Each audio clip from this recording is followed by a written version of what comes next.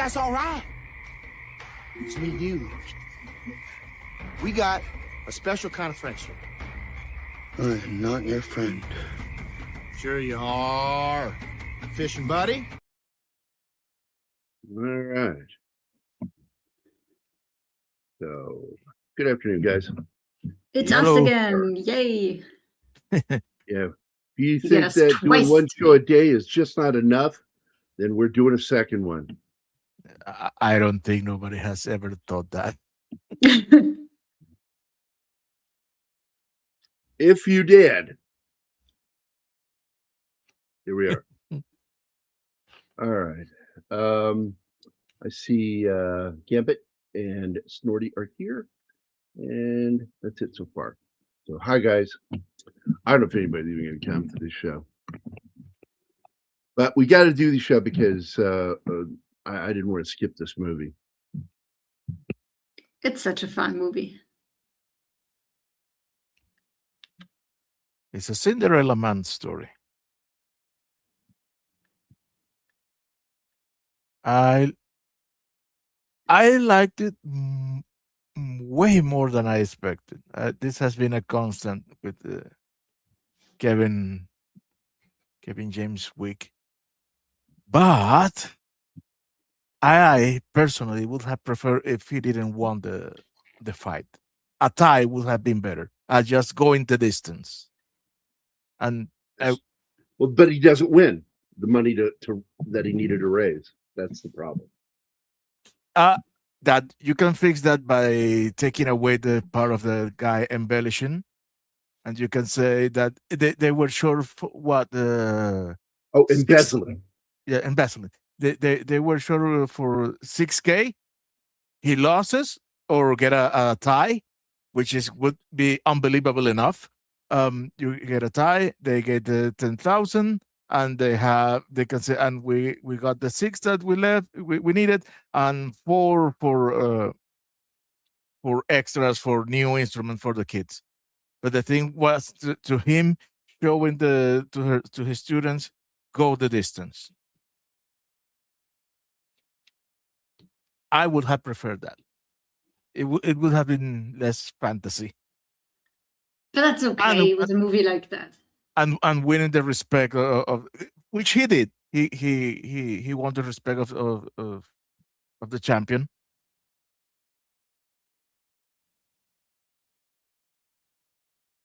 Yeah, he did. I think this is one of the movies where Gary was nervous. Would I like it or not? Because sometimes he isn't sure.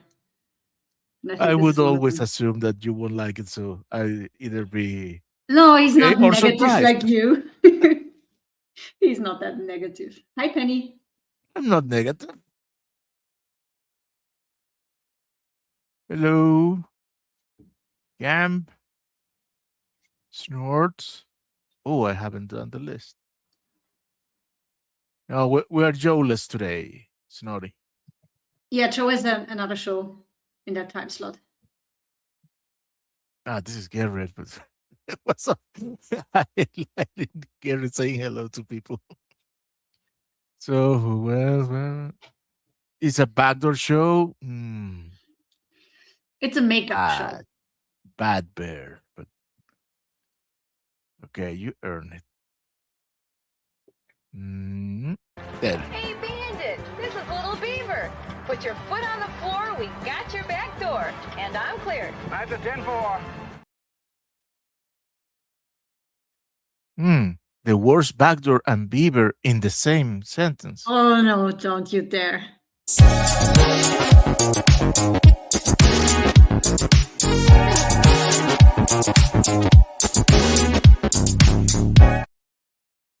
This show is brought to you by Backdoor Beaver with real beaver gland anal butter. There you go. You're fired, Gary.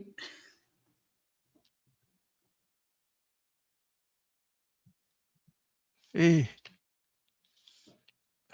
Don't forget, this week on Thursday, we will be doing the first episode of The Weird.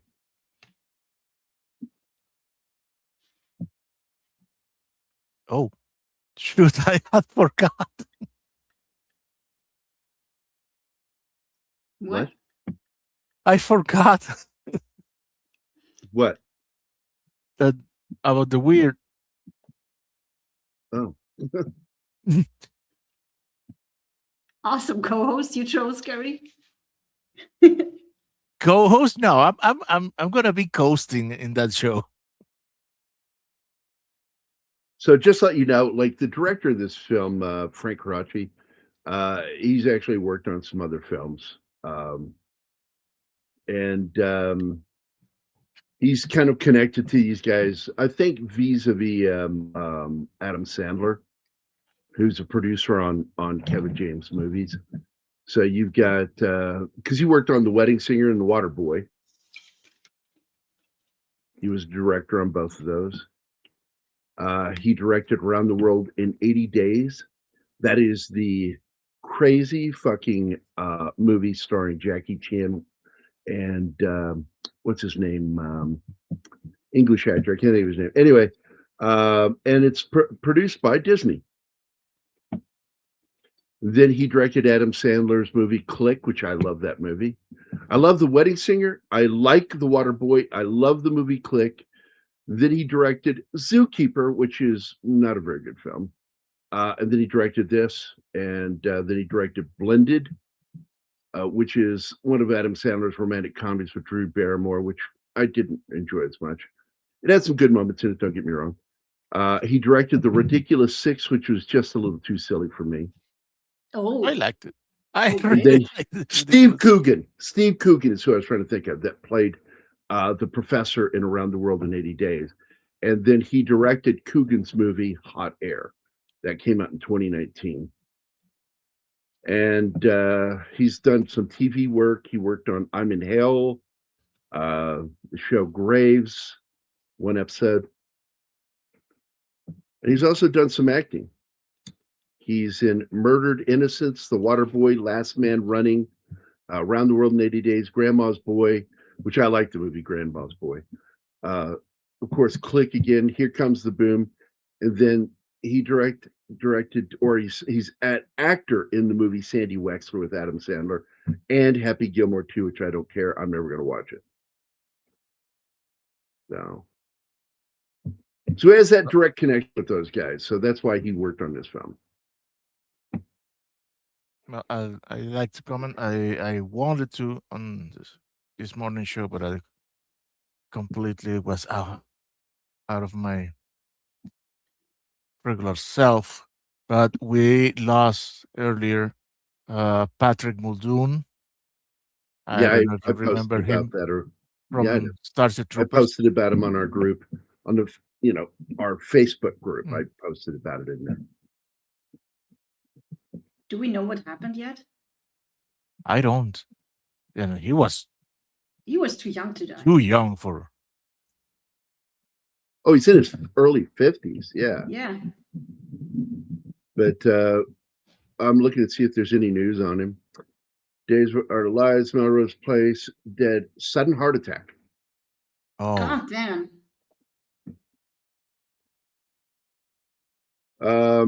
Patrick Muldoon reportedly spent Sunday morning with his partner before being.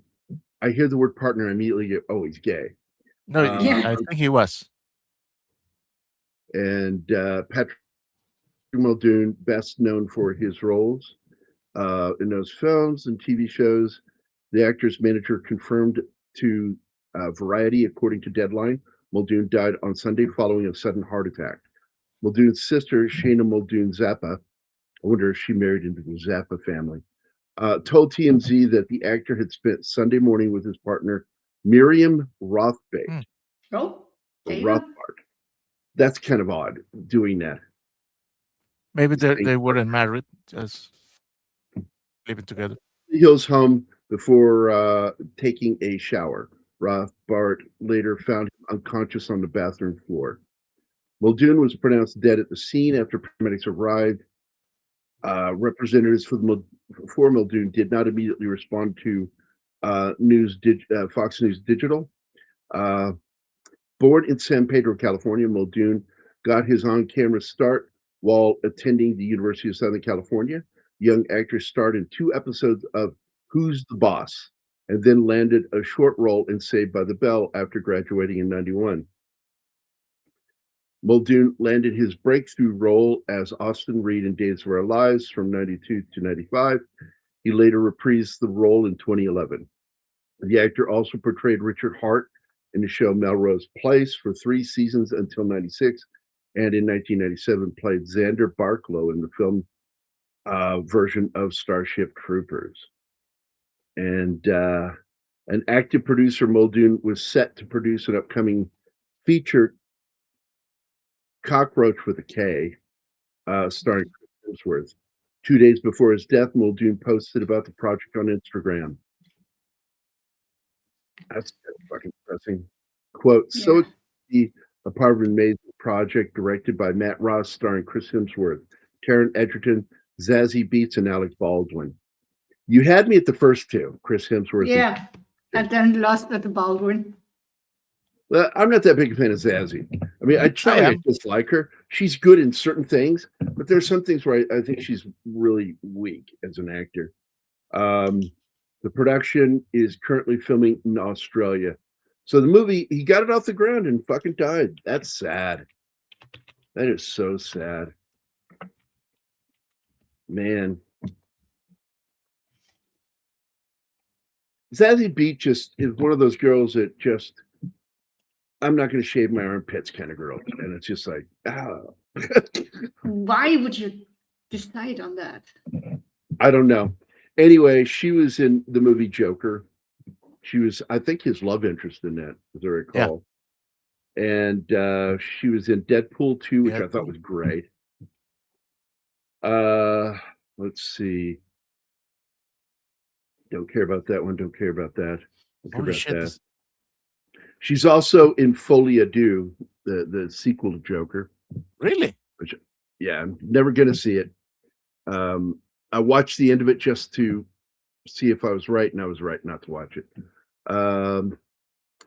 She's in The Unwatchable History of the World Part 2. Oh, this is another one where I enjoyed her. She played the Hornet in Bullet Train. She's the one that Brad Pitt steals the injection from, meaning she's going to fucking die. And I was like, that was funny. That was funny. The whole movie is funny. We need to do that movie, man. Oh, I'm absolutely all for it. Oh, by the way, I'm just seeing there's a tsunami warning. Holy fuck. Where? For whom? In Japan. They had a 7.4 earthquake, and now a tsunami is incoming. Oh, it's incoming? Japan has the earthquake and it's incoming. No. The tsunami is incoming. Oh, okay. Who had the earthquake?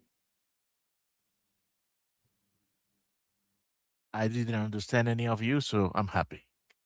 Who had the earthquake? Japan. There an earthquake on their coast that provoked tsunami is going their way. So, right That's for kind them. of weird. It usually goes the other way. That doesn't sound right.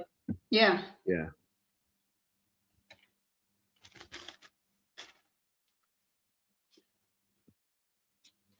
Who we have? Oh, we have new people. We have James.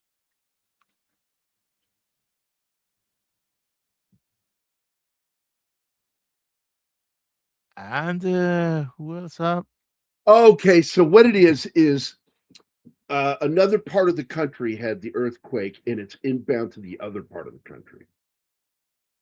So that makes sense. The 7.7 magnitude earthquake struck in the Iwate prefecture, which triggered initial tsunami warnings for up to 3 meters that were later downgraded in the advisory. So the Japanese Meteorological Agency, JMA, has issued a rare subsequent quake advisory for 182 municipalities from Hokkaido to Chiba, warning of a 1% chance of magnitude 8.0 or higher earthquake. Those are megaquakes, by the way. Yeah. When you get that high, it's not an earthquake anymore. It's a megaquake. So that's concerning. Bear, we don't do open panels because it's too risky. Yeah. You're cordially invited to watch the show. Absolutely that, and get a hold of us privately Yes. and come hang out with us. We like to meet anybody who's going to be on the show and know that you know what you're talking about. Now, do you know a lot about this movie?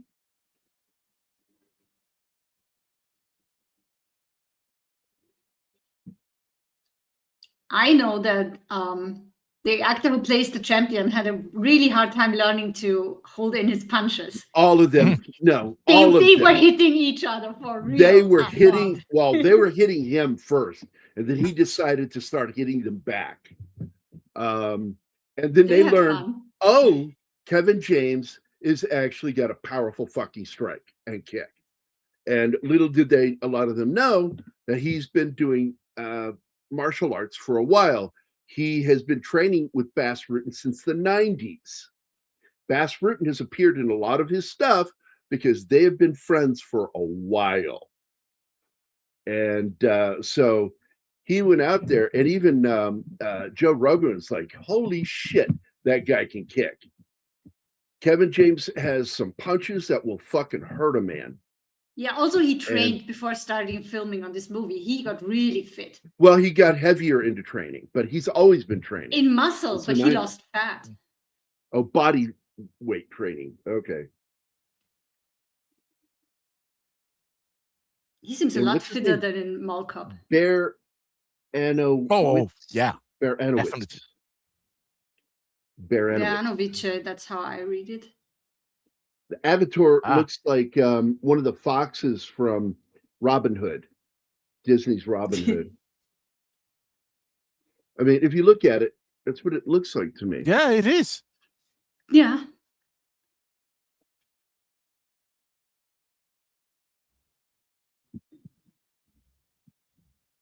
Ooh, anyway, no answers so far. Go to X or Twitter and hit me up. Here, I just went puberty. You never left puberty. I never said I went through the first time. Oh, you entered it, but you never left. I just started. Yep. I'm one of those late bloomers. So that's crazy. Any other news? I'm looking to see if there's any more news on this.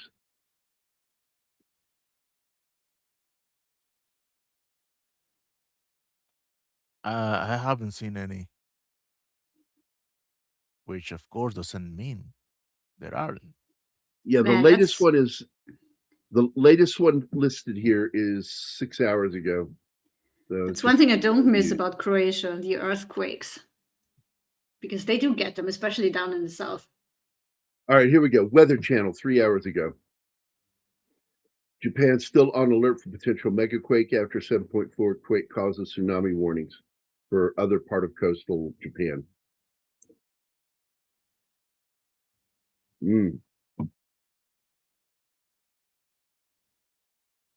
Got some video. If you guys want to see it. Snorty says, watch out, Gary's danglies are dangling lower. Oh, Snorty. Bad bear. It's not on the Black Sea, it's on the Adriatic.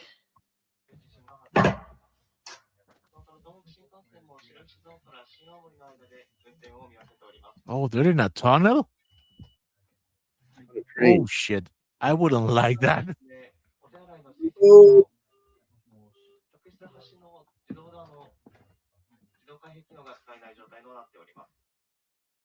All right, so that was from the Weather Channel. And it was just somebody's post about Japan. Yeah, the weather on the metro is dark. Here we go.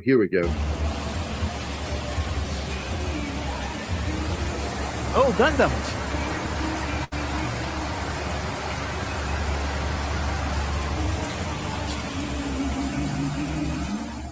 Whoa, stay away from that. Yep.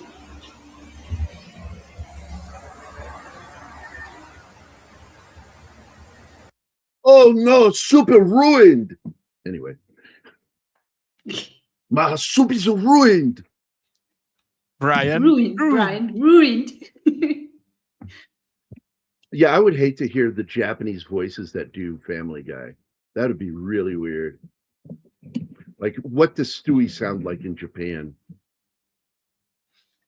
Dude. I can assure you it's going to sound weird to us. I once saw a clip of Revenge of the Sith and RoboCop in Japanese. I need that in my life, but I cannot get it. Really? Is that cool? Hey, I wanted to do something before we started the show. So if you can pop that back down again. Oh, sorry. That's all right. And oh, I better cut away from me. Oh, that's right. Gary stabbed himself to death during a show, cutting in the wrong direction.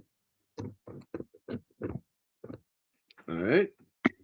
Now here we go. I got a package from my buddy Jason Pankow. Am I holding it up right? I can't tell because I can't see. No, it's upside down. There. There you go. From my buddy Jason. You're doxing him. No, it was barely in the frame. And he asked me to do an unboxing on TV. I mean, on Oh the my show. God.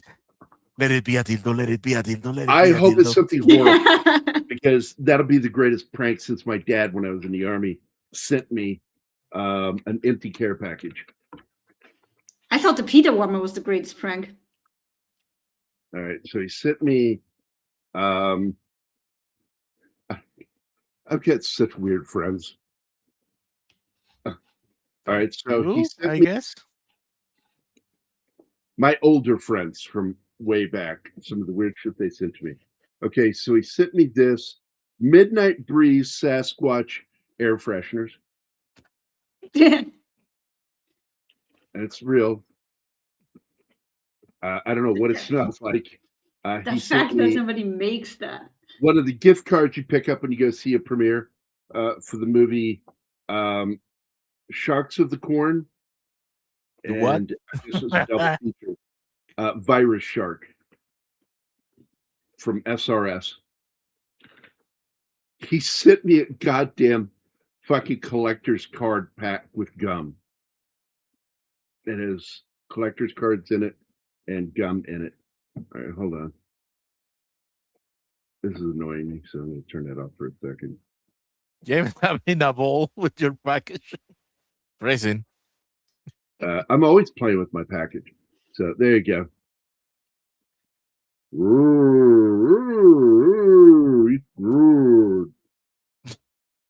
Wow, that almost sounded like Andre the Giant. I guess I could do Andre the Giant voice. Look at what Gambit says. We still can't see your package, my boy. He sent me a card, and inside it, he writes, so you can see, there are hand scribbles in there. He goes, Gary, all aboard the Rat Bastard Express. Hearts, JP. And I'm the person, by the way, his name is Jason Pankow.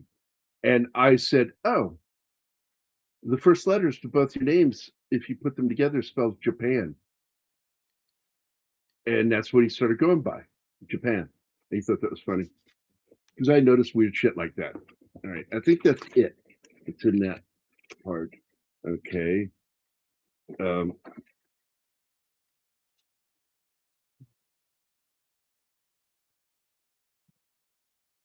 This looks like soap. Count Sudsola horror soap by Sasquatch. It's by Sasquatch. God damn, that smells good. I'm sensing a theme in that gift box. Oh yeah, you can pretty much bet it's a Sasquatch joke. What the hell is this?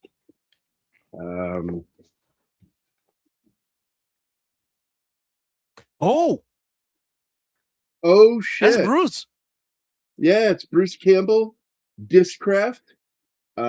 It's Bruce Campbell with a bumblebee stinger. And that kind of looks like Jason's artwork. Very cool. Because he's like me, an artist too.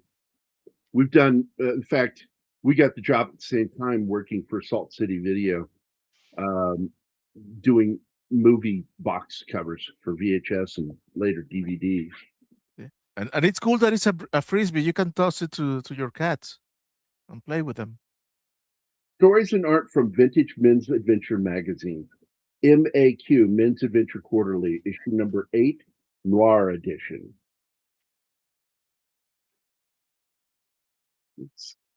It's like if Kirk Douglas and I like that art too. Femme Fatale. He has always got me the most interesting gifts I've ever received. Not the best gifts, the most interesting gifts. Oh, that's really nice of him. He got me the Blu-ray set of Blade Runner and Blade Runner Final Cut and Blade Runner 2049. I don't think it'll have any of the real special features on it, but that's a really nice gift.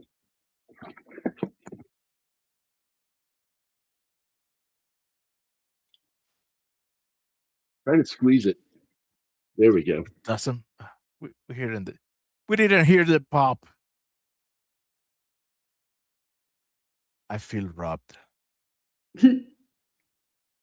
Hey, that's nice. And then, yep.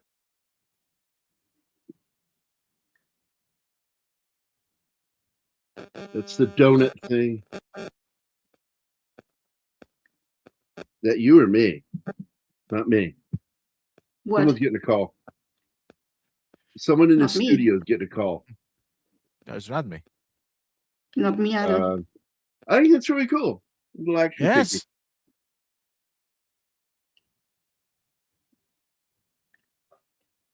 And Ultra Rob just got me the Good and Evil Ash action figure, which was really fucking cool. So there we go. I almost want to open this. It says Fangs for your order. Enjoy these free bonus collector cards with any order from filmclassics.com. So this got sent to him with the movie he ordered. So, and it's this one. So I wonder what's in here. Let's find out. Normally I wouldn't touch these things, but this isn't like an old package. This is new. So I don't feel so bad. All right.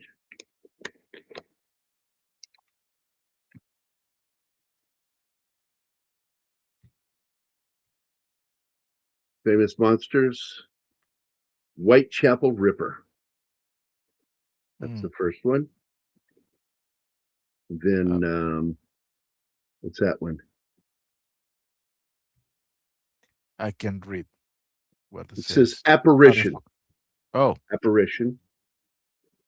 And Nosferatu.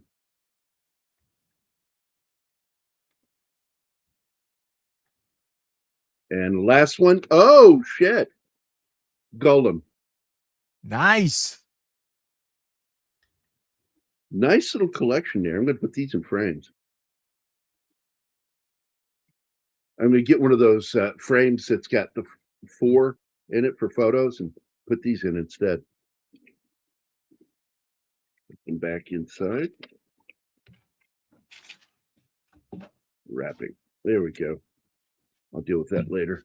All right. So there we go. Now we can start.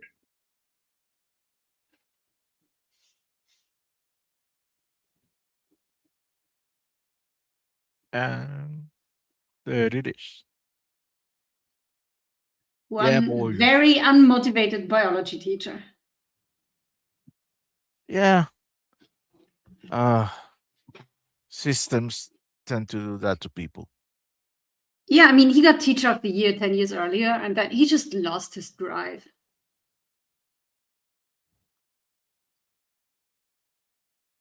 It kind of reminds me when Greg Davies and the principal called him in to talk to him for a second. He says, "Oh, by the way," and he couldn't say it with a straight face, "You've been nominated for Teacher of the Year."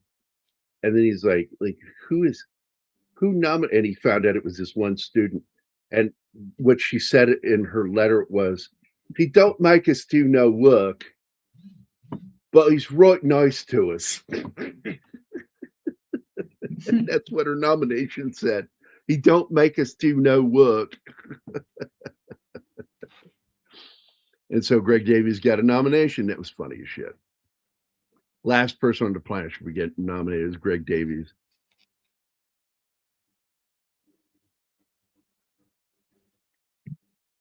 And when you look at his teaching career, it was actually longer than a lot of people realize. He taught all the way up into his 30s. He started when he was like 20, 21.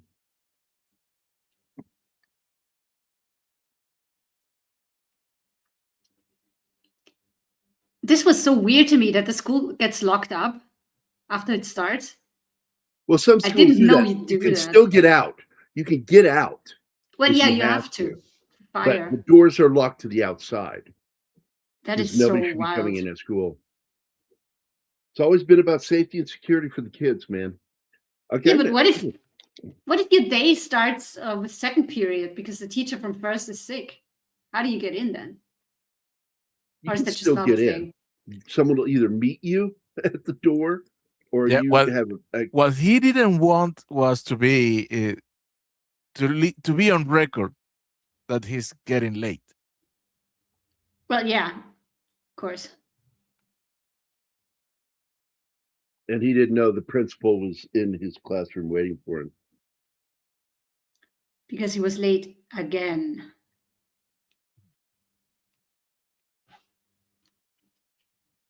Yeah, I don't like that smell at all. What the fuck is that? The Sasquatch smell. Yeah. As long as it's not unwashed feet or some. From what, the soap or the air freshener? No, the he freshener. liked the soap.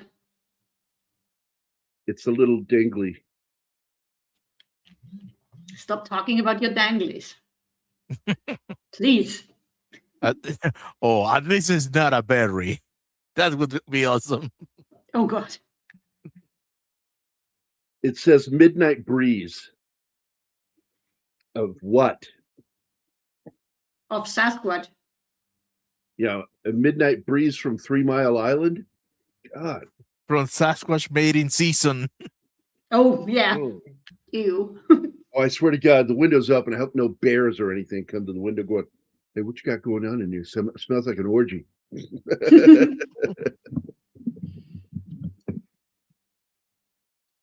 Do you have bears in Missouri? Yeah. Okay.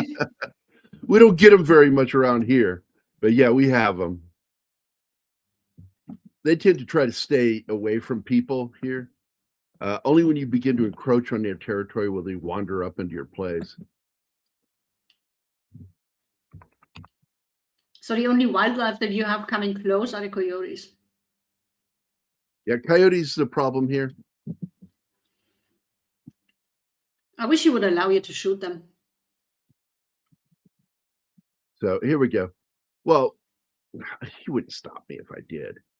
American black bears are, of course, native to the state and primarily inhabit the forests of the Ozark region south of Interstate I-44, with a growing population of 700 to 800 plus bears, increasing by about 9% annually. So yeah, we have them. I've been here for, well, since 1997, never seen one. I see the shit out of deer, and you got to watch your speed on some of these roads because deer are streets. Oh, They will yeah. snap right out in front of Been you. there. Remember when you picked me up from the airport? Oh yeah, you got almost a close encounter with fucking deer your first night here. That's the You same had here them in the stop countryside. right out in front of Brad, who was driving. And Yeah. boy, oh boy, he did some slick fucking James Bond driving to evade those little cocksuckers. Nothing's wrong with them. We poked the bear. But we do get them here, and leave them alone. Let them live their lives. They don't really encroach near houses. The only way they'll get near your place is if you live deep in the fucking woods. And then, yeah, if you got trash, they're going to fucking eat. Yeah, oh dear. Oh, dear. Yeah, well, they had just picked me up after being on the road for 24 hours straight. And I was so tired. But after that happened, the adrenaline kicked in. I was awake again. Yeah, the male bears, this is how small they are. Like, they'll be anywhere from 200 to 280 pounds. And everybody I ever played football with is like 200, 220 pounds. And that's like 60 pounds more than I was in high school.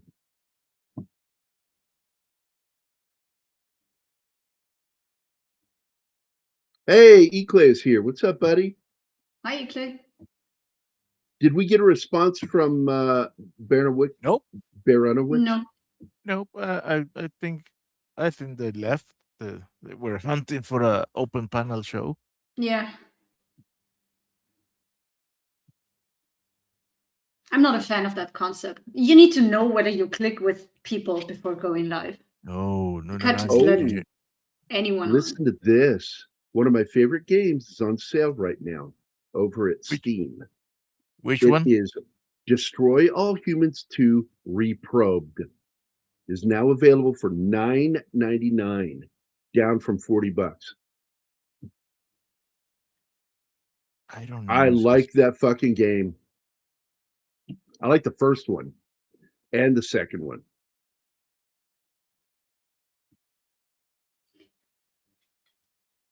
Yeah, you are truly unique, Snorty. Very You know unique. that we know that. There are not gradient levels of uniqueness. I know. That is why I'm saying that. Just to tickle you.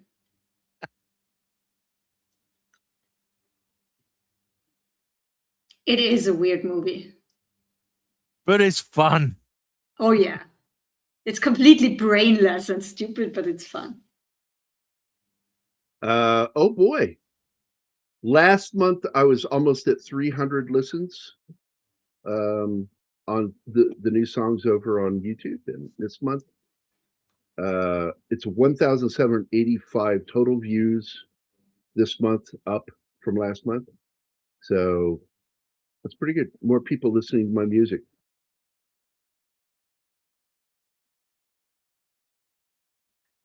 I like that YouTube does send these out to music artists. Cool beans. Cool beans. Now, cool beans and goober, which are both in my vocabulary, are all thanks to Matt McGuire from Guar, because we used to hang out together, and he would always say cool beans and shut up, you goober. You're a goober.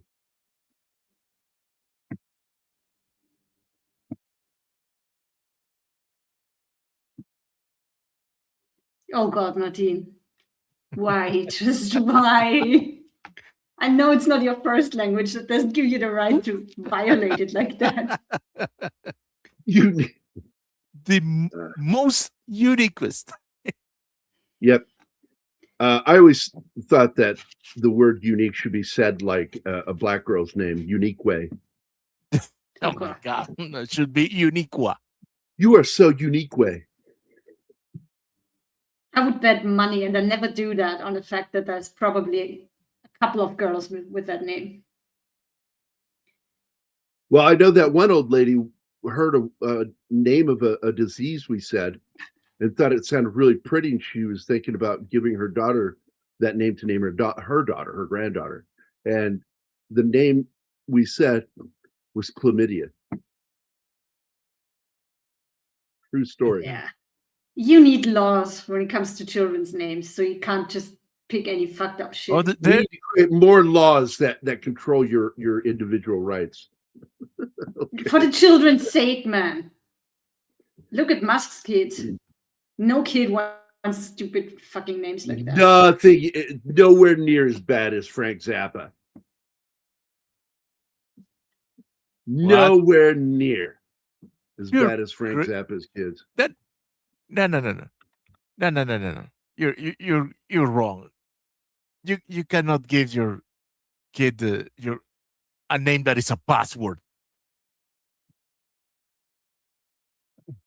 Dweezil. Diva. Moon. Dude, they are pronounceable at least. Yeah. Have you seen the name of that poor kid? I don't know. I don't really care. What is it? You know, Something with X and numbers. Yes. It's not Like you said, it's a password. it's not a name. pronounceable. It's a Wi-Fi password. let's see. You've got Vivian, Griffin, Nevada, Saxon, Kai, Damien, and Romulus are the names of the children John, that I have I had listed here. I had a friend in that same situation. They were 3 or 4 brothers, and they all were named Angel. The difference was always the second name or the middle name, as you call it. That is so uncreative. Try call her his home and try to get rid of one of them. I mean, I grew up with a brother named David, and then my mom married again, and he already had a son called David, but he was way younger, and he was quite a small child when he joined the family. So they're just Big David and Little David to this day, and they're the same height now. Yeah, there's no worry about with ours because I was always called Little Gary. My dad was Big Gary, and eventually I'm like, it makes no sense, but I get it, the irony of our names, because I'm like way taller than my dad, and I'm taller than all my siblings, and it's just funny they still call me Little Gary.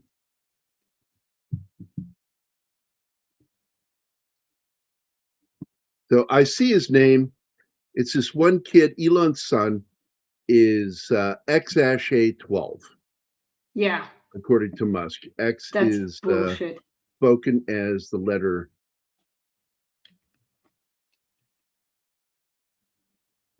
It's the AE together. I forget how that's pronounced.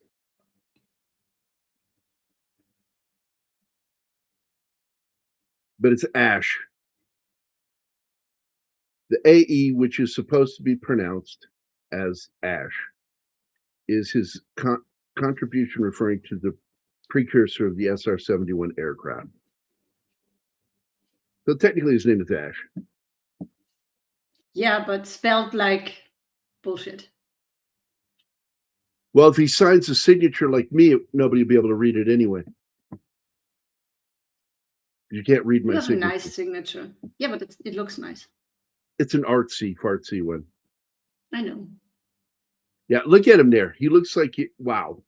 He's like incredibly thin in that image we just saw of him. Yeah. He really put in an effort to get as fit as possible for this. Hi, John. Hey, John.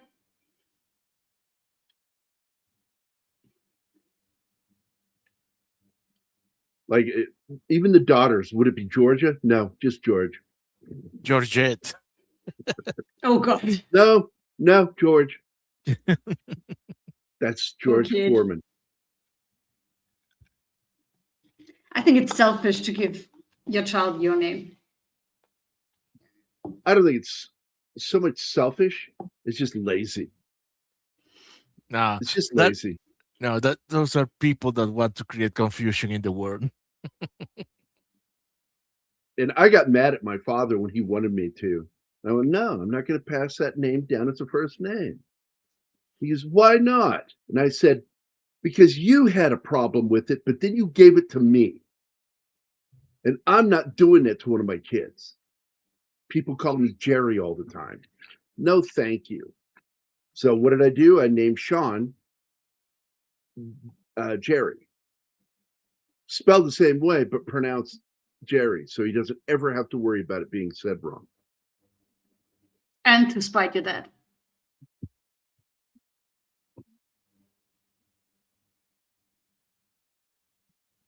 You can't say that was not a reason behind that name. To piss off your dad. Wait.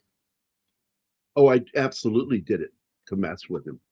Not so much to piss him off, but yeah, to mess with him. I like messing with my dad. My grill is named George Foreman. Does it hit as hard?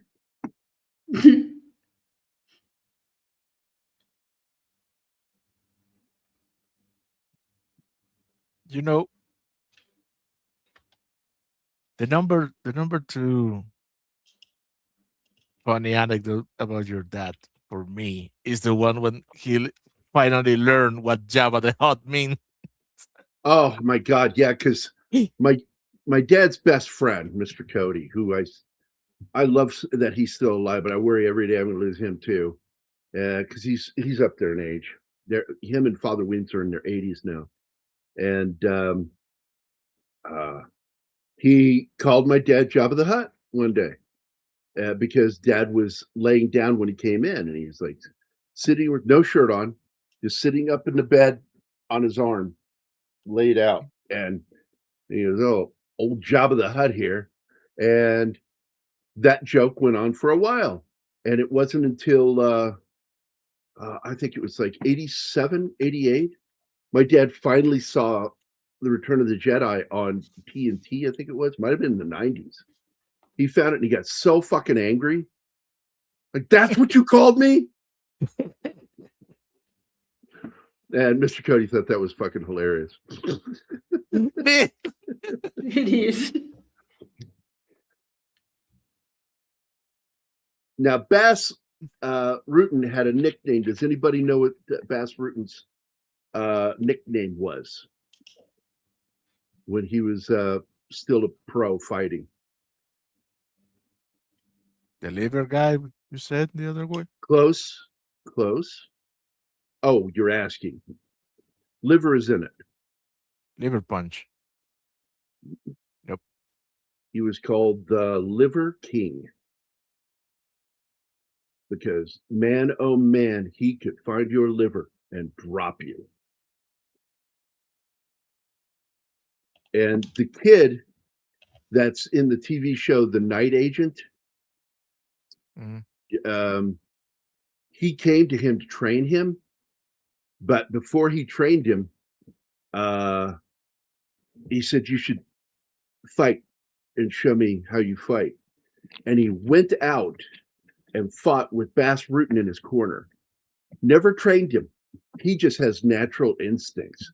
And he went in and won his first fight, hitting him in the liver. He told him what to do, and he did it. I showed the fight to Anima. This kid went out there, never fought before a day in his life in the ring. Won his first fight. And he still trains under him, and he's become an exceptional martial artist. And he does Gabriel Basso. Yeah, Baxel. That's the kid. Does all of his fight stunts. You can call him Mini Reacher. Mini Reacher. I gotta tell you, man, if you watch that show Night Agent, watch him do his fight scenes, man. He's a beast. His moves really fast. Hope everybody's having a good Monday evening. Hi, John.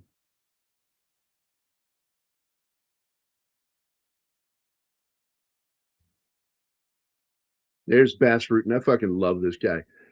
They became such good friends. Not only does he appear in it, when he did the show Kevin Can Wait TV series, Bass Rutten played a major part in the series. Like his buddy, best friend, co-worker too. They worked together. And the guy can fucking act. He's funny as shit. He'll get on Joe Rogan, and he did 2 interviews. One about Kevin James, and then he came on about the what's it, Bassell? You say his last name is Bassell? Basso. And he came on to talk about him, and he showed the fight. This guy's in a lot of fucking things, a little bit character actor, but he's always fun. I love when he started. He's like, I'm citizen. I'm citizen now. Another guy in this movie that I like a lot, plays the asshole principal, is Greg German. And I think the first time I ever saw him was on that lawyer show with the girl, comedy. Dramedy. Yeah. The chick that married Harrison Ford. Yeah. Oh, no, that's right. He was in Clear and Present Danger.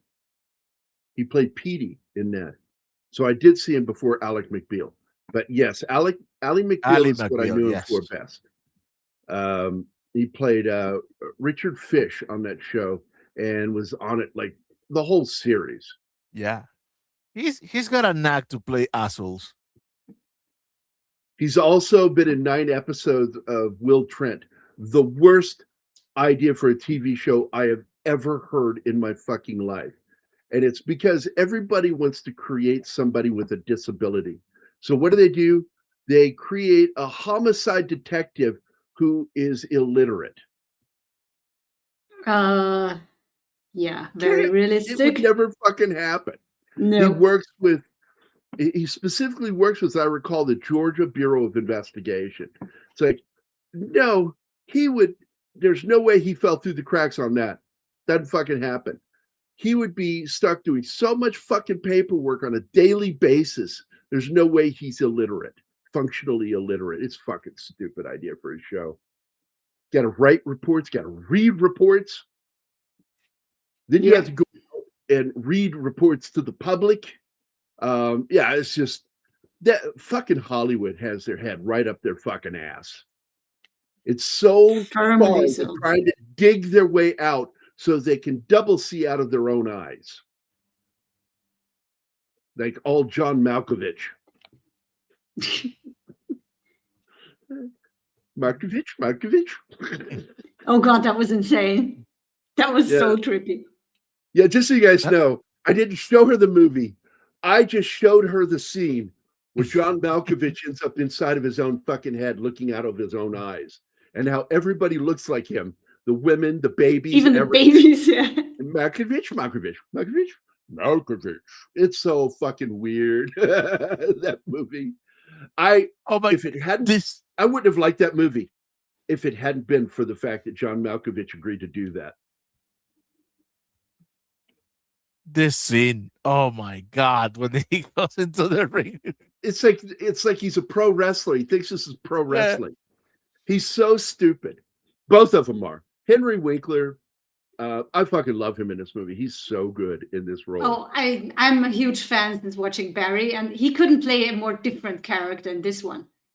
Shell shocked because his 48-year-old wife is pregnant and then about to lose his job, and he is still motivated. And that has what's his name? The character, biology teacher. That makes him going to see that he's still so motivated, and they're about to sack him, and he just is half-assing his job, reading the newspaper while his class does reading. So he's like, yeah, I need to do something. Teacher. The amazing thing is he finds his passion, refines it, and he's actually a good teacher. The thing I like most about the revelation of the babies was, my wife is having a baby, and how old are you? And Henry looked at him and said, I'm old. Like, I know. This is gonna kill me. Well, my favorite moment is when he meets the wife and she thanks him for everything he's doing. And then he says, yeah, with everything that's going on. She goes, why? What's going on? And he goes, oh shit, she doesn't know. Like, it's nothing. It's not supposed to be out there yet, the news. Yeah. This is something I have told, like when I was married to Zoe's mother, she would tell stories to our landlord. And the landlord would come up to me, and of course I'm going to tell him the truth. And he goes, well, that's not what your wife told me. So now I look like the fucking liar when I'm telling him the truth. And I went up to her and I said, look, I know you're going to fucking lie. You're just going to do it. But can you do me a favor and give me a heads up when you lie to the landlord? So we get our story straight. So I don't look like a complete fucking asshole. Because the landlord's one person you're allowed to lie to. It's in that rule book I wrote for my daughter. I said, these are the only people you're allowed to lie to. You can lie to any company or organization for which you have borrowed money from, but don't have enough to pay them back right now. And even if you do, but you need it for groceries, lie to them. Landlords, one of them. Another one is your boss. You're allowed to lie to your boss. I said, you're not allowed to lie to your parents until you're 35.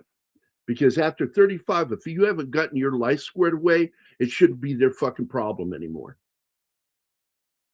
keep that shit to yourself. And that's the rule I raised Zoe with. But so she's become so fucking honest that I get angry with her. Because now she tells me shit she did. And I just want to reach back to like 2007 and choke her to fucking death. If I could go back in time, I'd throttle her and then let go and then come back to the future. This guy was in Paul Blart too. Yeah, and he's kind of a villain in this, but you don't know it. Because he's like, I'm pulling for you, man. I believe in you. And he's the one stealing the money. So all the money he gets, through donations, etc., all gone. And he doesn't find that out until the third act. By the way, then, before the revelation, I didn't understand why is he giving them the money to this guy instead of putting it in a bank account. There absolutely should be a bank account it goes into, but that doesn't mean it's not what they were doing, that he somehow was able to get into that account and steal the money. I think that's the point. I don't think he was actually giving that man the money like cash. No, he was. In cash. They were probably giving him checks. In cash? Yeah. Yeah, I wouldn't do that. I mean, he was getting the shit beaten out of him. I would have handed that. Was it this movie or was it the other film where he's sweating under his man tits? In both movies. Because I think that's so fucking funny. Because like people don't understand, like especially if you're muscular or if you worked out, you get man boobs, and yes, you fucking get sweat rings under them, and it looks really fucking weird. Why would that be exclusive to us, huh? Bass Rutten. Hey, wait, is fucking does the cycling thing to music scene is so fucking funny. He like spinning. Takes off his sweats and there are Speedos underneath, and he goes straight into a spinning class. Oh, this is great. Where he says, "Now get out of this. You did wrestling. Okay, get out of this." And he knocks him unconscious. And he goes out. He's just hanging there under his arm.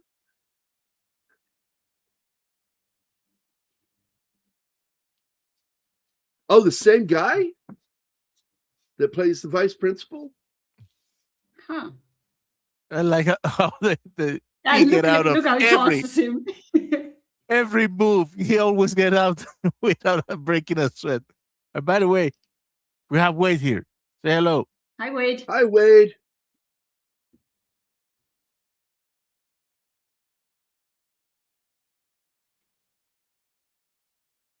Yeah, I remember one thing about George Foreman is when Muhammad Ali finally admitted what it felt like to get hit by him. He says, like being hit by a freight train. He says, I've never had anybody hit me so hard, it felt like it knocked all my teeth loose.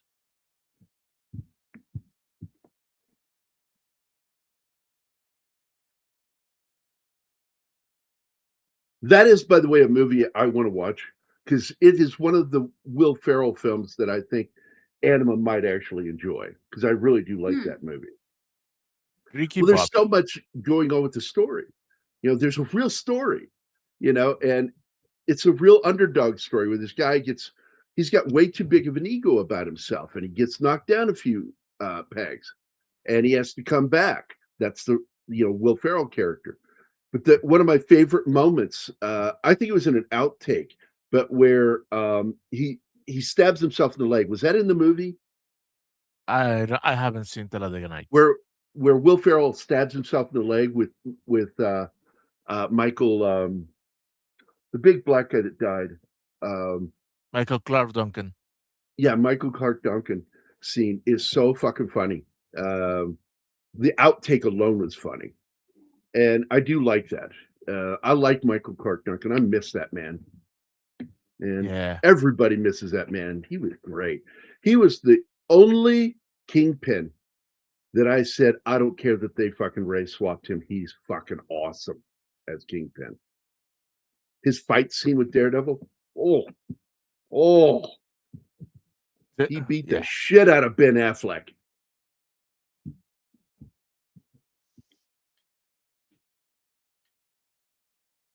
Yeah, Greg German is the other character. He plays the principal. And for people to understand, like the vice principal is the person who actually deals with the student body pretty much. The principal's job is the in-house administrator for the office. That's why they get ridiculously fucking paid. I think, what was it I told you? $160,000 a year for some schools for principals. And I'm like, no. That money needs to go to the children. And the Absolutely. teachers. That is so fucking wrong when people in administration jobs get paid that much money when it's the teachers doing all the hard work. They're the ones who carry the schools. Yep. Or they should be. Oh, that's the one, John. That's the one. Yeah, that scene. My legs are so numb. I can't even fit this. And then he fucking feels it and he goes, oh my God. I stab myself in the leg. This is another great fight scene where they are slipping all over the place. This is fucking funny. And he ends up winning because he's the first one to get up. Swim away, Scott. It's amazing. Well, the fight is over. It's raining. I say, this is not baseball, buddy. I don't remember the name of that movie. I didn't like it. It was a Nick Nolte film, and I would go see any Nick Nolte movie. And he plays a teacher. And it might have been called Teachers. And I thought it was just left-wing propaganda, and it pissed me off. And but the school looked just like this one. It's not the same school, but I swear to God, it's the same fucking architect. Looks like a regular Wayne Manor, if you ask me. It does. That girl, man, she can sing. She has a very nice voice. Yeah. She starts out a little mousy and then starts singing. Yeah, 1984 is Central High School in Toledo, Ohio. The one that was used in the movie Teachers with Nick Nolte. God damn it, I want to fucking see this movie now. Thanks, Gambit. Who else brought it up? Yeah, right here. Thanks, John. Now I want to watch it. You say that as if it's a bad thing. Also, it trips me out. The girl that used to date what's his name? The dark rocker that was alleged to have removed ribs so he could suck his own dick. Marilyn Manson. Marilyn Manson. So it's not true. It's folklore. But he's done worse things. Rose McGowan. Rose McGowan. Yeah. Was it Rose McGowan? No, not her. Let me find it here real quick. She was dating Manson.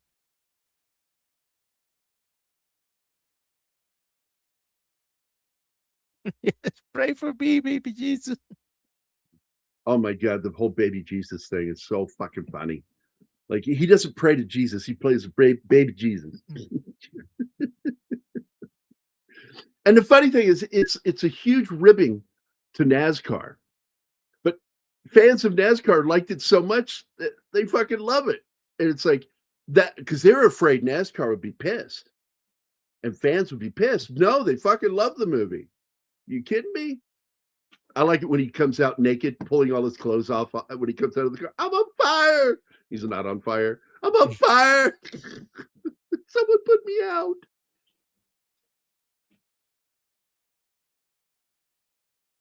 Yeah, Amy Adams is in it too.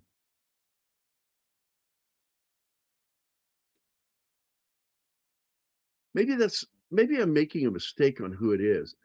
Amy Adams is the one that falls in love with him then, right? I don't know. I haven't seen it. Who's the other redhead, little tiny mousy redhead? Because at one point or another, I heard she was dating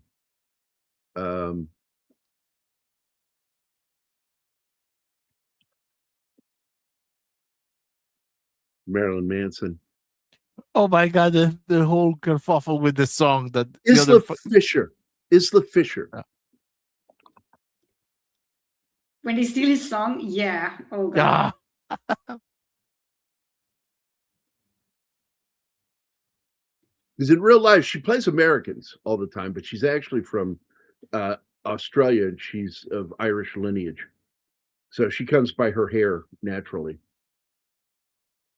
But Isla Fisher, and I do believe did she not date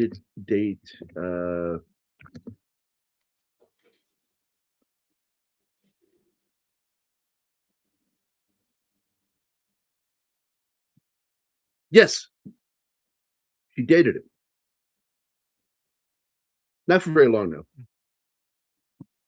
I guess she got smart. But I'm like, she's Yeah. such a cheerful girl, so upbeat. Oh, I I'm like, love why her would you? in The Wedding Crashers. She plays a crazy girl. That movie is another one that I think Anima would enjoy. Vince Vaughn and Owen Wilson, The Wedding Crashers, is so Yeah. fucking funny. These are two guys that crash these weddings to get free booze and food and Hook shit, up. and That hook sounds up with women. familiar. Have we watched that already? No, you would know if you saw it.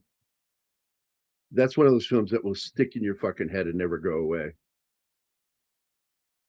But yeah, she plays what was the character's name? Gloria in Wedding Crashers.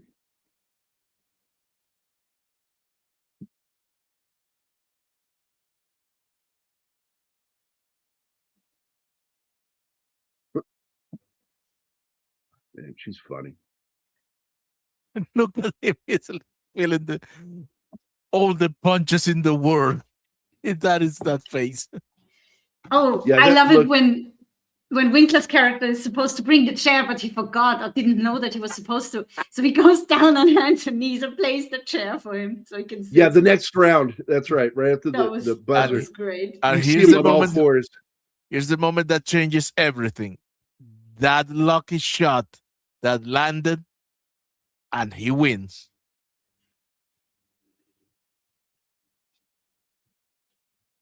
Here's when his coach says, "Well, yeah, it's time to train you not just to defense but to attack."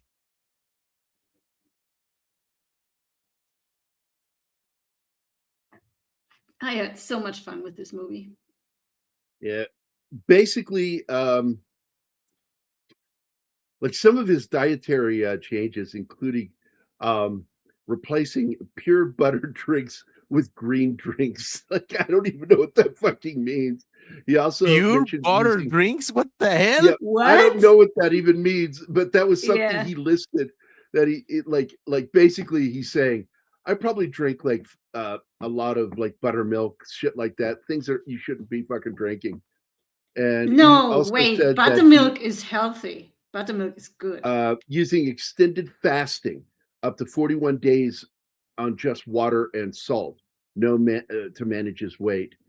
Intense conditioning, his routine focused on heavy running and constant sparring to build both stamina and muscle. Well, to do that, he also has to go on a really well, it's The Rock has one of the best fucking diets I've ever seen. Just pounds down chicken breast all day. Yes. That sounds He sad. takes in, I think he takes in like 5,000 calories of protein alone.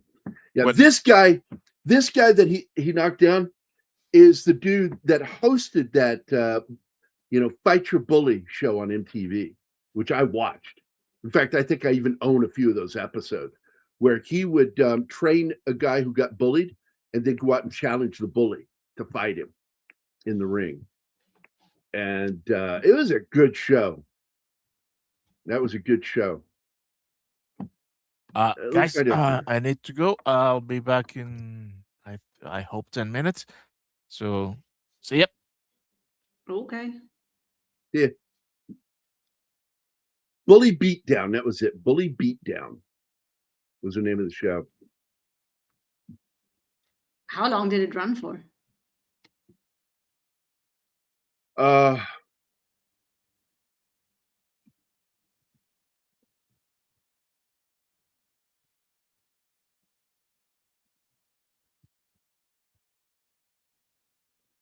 Bully Beatdown, featuring Jason Mayhem Miller as the host and main trainer. And it ran for 3 seasons, a total of 24 episodes, featuring a format where bullies competed in 2 rounds, grappling round and a kickboxing round. Notable recurring fighters included Jake Shields, Eddie Alvarez, Michael Westbrook, and John McCarthy. And they were the referees on the show. And I thought it was a brilliant idea for Yeah, a series. that sounds really good. Like, okay, look, how can you not want those tits? Like, she's done what, 3 or 4 movies now with him and Adam Baldwin. I mean, not Adam Baldwin, sorry, Adam Sandler.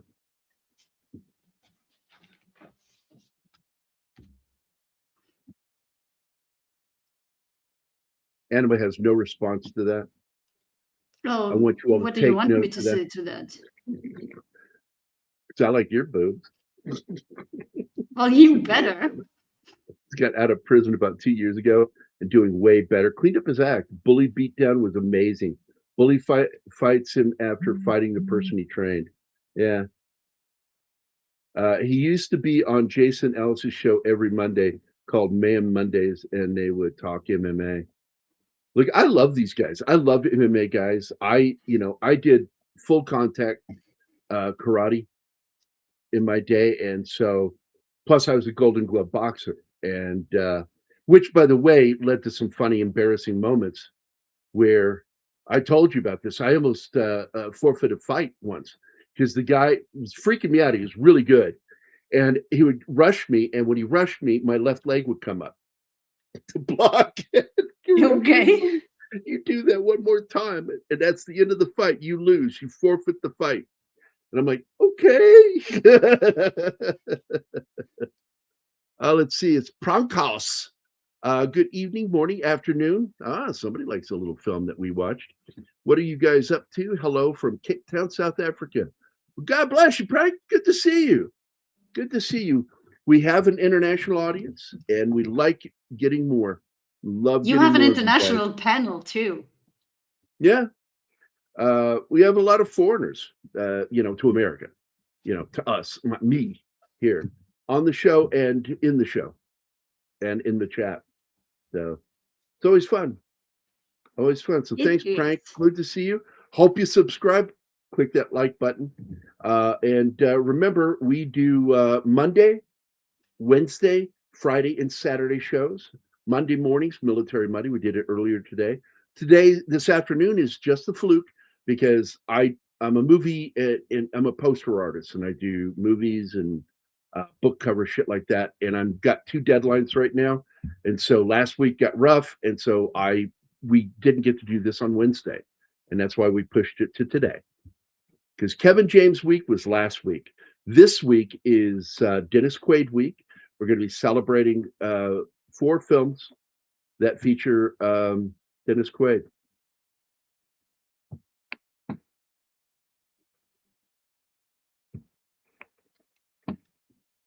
And like I said, she's been featured in 4 films with Adam Sandler, including the movie Click, which is another favorite of mine.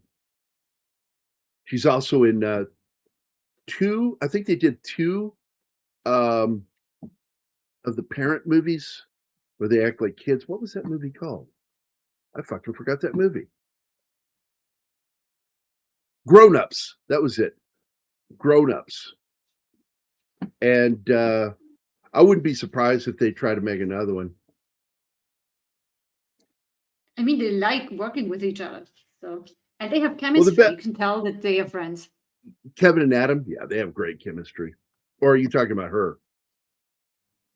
The 3 of them. Yeah.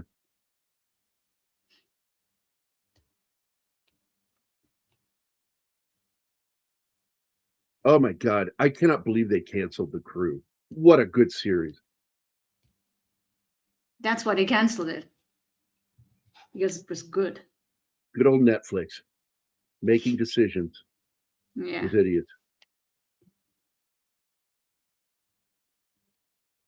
I'm trying to find Grown Ups, and I'm not seeing the last one because I can't remember if they did 2 or 3.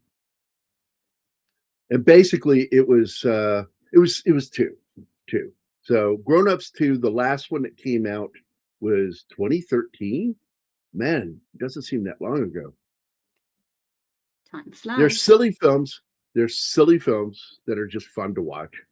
What Pure level escapism. silly? Would I be able to enjoy them? Like, Or I too don't think you silly? would enjoy them. I don't know. I don't think so. We could try them, see what you think. I think my favorite movie of all time is Step Brothers. Anima hates that kind of comedy. I love it because it's absurdist humor. And I understand the idea 2 grown men living at home with their parents, their mother, Will with his mom, and John C. Reilly with his dad. And they're acting like they're fucking 12 years old. Oh And God, yeah, you showed me the trailer. Thank you, but no. yeah, she's not interested in that. I fucking love that movie. It has one of my favorite lines. We just become best friends. Yep. We will on Saturday Yeah, we're doing Saturday, John. because it's We're Sci-Fi doing Saturday. Frequency on Friday, and we're doing Inner Space on Saturday.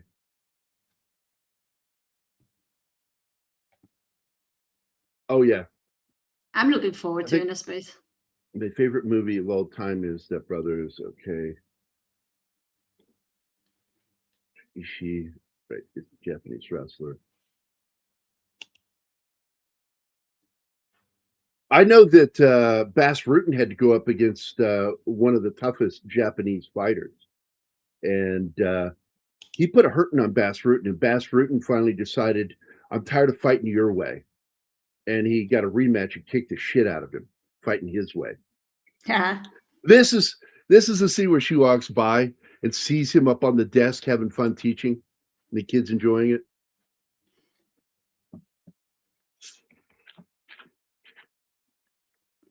Have we seen the scene where she sets his shoulder and just before she pulls his arm, she says, I've always wanted to do that. And he's like, wait, what? That was funny. And She's as way too somebody happy to do that. who had this shoulder dislocated by none other than Al DeCascos, the master. And he was my Grand Seagull with Country Kimbo. And he did a move on me, and I went to fall normal, and we had just put that lacquer in the dojo, and I'm wearing kung fu pants. They're long, black. They look like a dress, and I hit that ground, and my feet didn't touch. It was in the cloth, and so my legs kept rotating around, and I'm like, "Oh, this isn't good," because he had a firm hold of my arm, and I put my hand up trying to stop me. It wasn't enough, and popped my shoulder forward and out of the Ouch. socket. And it took him and Terry Faircloth, my seafood, took both of them, both little guys, to pull my arm out. It looked basically, because I'm so big, it looked like 2 children trying to pull my arm out. And they popped it back into place. But I've had problems with it ever since. But I don't blame them. I had trouble with it before that with baseball because I played so many years of baseball. I threw my arm out. Yeah, one of my younger brothers had to stop playing football because he dislocated his shoulder one too many times and they had to operate on it. And they told him, if you like your shoulder, please stop. You end up Find with a another trick sport. shoulder. You have a trick shoulder after that. It'll pop out over nothing, which is what Mel Gibson uses as his character in the Lethal Weapon film. He has a trick shoulder from being dislocated one too many times. Yeah. What it does is it does damage to the not the bone, but the joint. It's what the joint is made out of, the material. And Cartilage. Cartilage, thank you. It does damage to the cartilage to where now there's nothing holding it in. It's now like outward. And so it'll just constantly slip out if you're not careful. Phrasing. God damn, he really got in good shape in this film. And you can actually see it, like when he starts to go in, you see his upper traps and everything. Like Holy shit, he was doing some weight training for this. And one of my favorite stories is Bass Rutten again says in the scene for the final fight where he lifts him up and uses the mat to knock him out. Because I've seen, like, one of my first MMA fights was a guy being knocked out by the mat. And it was a great fucking move. That was back in the 90s, I think 97. And it blew my fucking mind. I'm like, how have I never heard of this sport? I've got to watch this. I love this. Men trying to kill each other for money. Yeah. Gladiatorial sports, I'm all for them. You know? And he really does, like, he does these moves. And Bass Rutten, like, I know he likes to brag because they're close friends. But at the same time, I don't think he would blow fake smoke up his ass. He's like, man, this guy could have. And there's no question he has done fighting, and but he's never gone to this level. No, but he has always been an athlete during school. He's a lifelong martial artist. Yeah. And that blew Joe Rogan, when he found that out. Like, this guy's been doing martial arts since he was a kid, He's been into wrestling, which is what they use in this film, because he also played football. And I think I read somewhere that he went 40 days. Yeah, he did a starvation diet of nothing but water and salt. And I don't think that's healthy, but it's not. You've got to watch your ketone levels, because once you go into ketosis, you can start doing damage to your kidneys, which is what almost killed Matt Damon, because he lost all that weight for that movie Courage Under Fire with Denzel Washington and Meg Ryan. And it damn near killed him. And it did damage to his kidneys. I've listened to interviews of him talking about it. And by the way, I think one of the things that makes him such a good leading man is his likability. He's so affable and funny that makes him, whether he's fat or in good shape, it doesn't matter. Kevin James is a great fucking comedic actor and a good leading man. His physical comedy is just something else. He puts so much of himself into these things. Talking about sci-fi, have you guys seen Sunshine? Yes, I have. It's a good movie. Good sci-fi. I have not.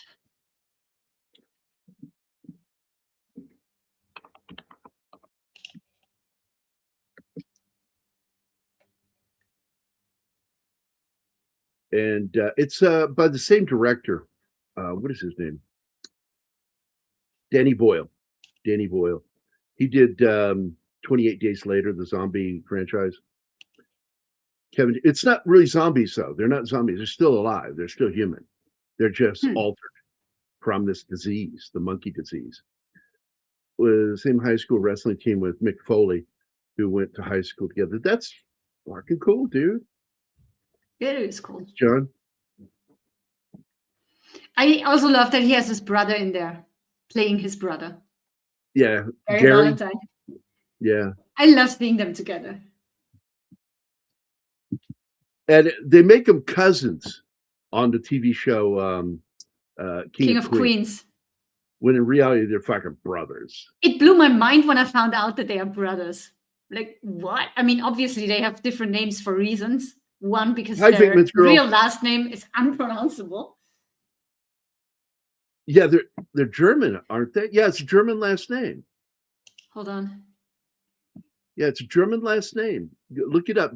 Gary Valentine and Kevin James' real father's name is German, as I recall. I forgot it, but yeah.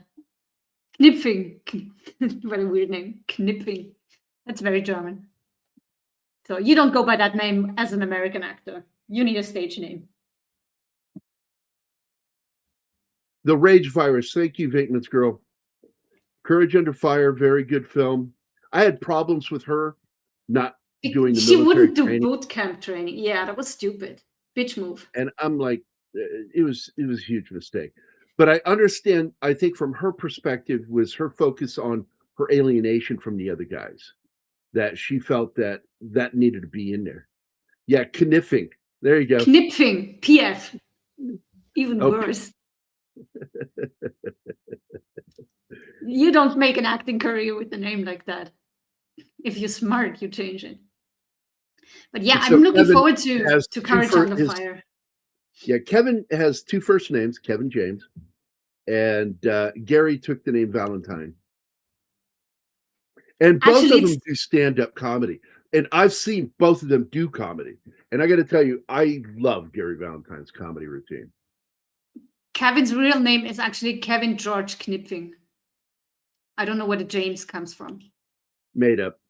Have a good day Probably. further, guys. As is I will Valentine. tune in again. Be safe. Please subscribe, Prank. I would love to see you again, man. Hope to see you at least on Saturday. Have a great week, man. Have a good one. Thanks for tuning in.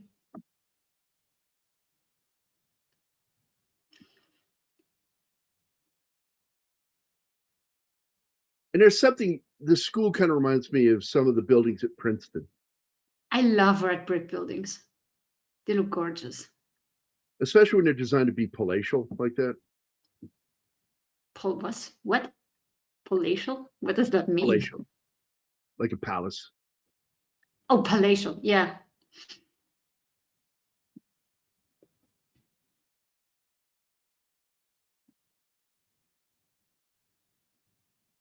So Sunshine's actually a really good film. I don't know if we'll ever get a chance to do Danny Boyle, but I wouldn't mind doing some of his films. Or we could do Kieran Hine, because the cast in that movie, he had a really good cast. He had Cillian Murphy, Chris Evans. You had Cliff Curtis, who's that Polynesian actor that got killed last night in Godzilla. Well, Monarch. He's the guy who gets smoked by Godzilla. Well, Michelle Yeoh was in it. Let's see who else is in it. if any of them has a Hiroyuki birthday, Sanada. if any of them has a birthday in June, we still have an open week there. Well, we've got Hiroyuki Sanada. You know him because he's the guy who becomes the shogun at the end of Shogun. Great fucking Japanese actor. And you got Benedict Wong, another great fucking actor. If you remember him, remember the movie Weapons and the teacher who runs to go murder her with his arms out, his eyeballs popping out of his head? That's him. That's Benedict Wong, good actor. He had got Mark Strong in that fucking movie too. What a cast! You got Rose Byrne, Michelle Yeoh, and I don't know any of these other females. But it's a really interesting. My only problem is I felt like Sunshine kind of lost itself at the end. There you go. I found the solution. Chris Evans, birthday in June. Oh God, Chris Evans. Oh No? Yeah, I'm a big fan of Joe Rogan. I love the guy. I've been following him since News Radio. I followed his comedy. Then when he became a podcaster, followed that. I've always liked him. I didn't care that he was kind of a socialist because his main concern was that the poor need to be taken care of. And I like that. I like anybody who has money that thinks that way. Got to take care of the poor. But anybody who wants to be a socialist, I always say, you first. Give all your money to the state. Go do it. Do it. No, you don't get to be the upper crust. No. You want the country to go socialist, give up your money first. Then they all of a sudden, well, maybe like social like. Well, we already have that dipshit. We have social programs that are based on socialism that function off of capitalism. Without capitalism, they would fall apart, you dumb fuck. But I love Joe Rogan, even though I thought some of his ideas were crazy. And good God, man, nobody can talk about drugs like that guy. Never been a guy interested in recreational drugs ever. And beer was my recreational drug. Guinness In particular, but I also like Jameson's whiskey, Bushmills.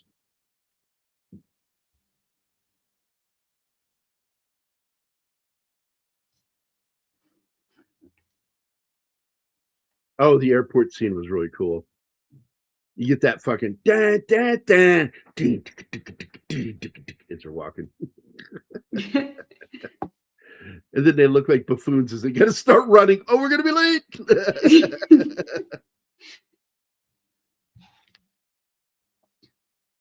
And I've always been fond of that song, Here Comes the Boom.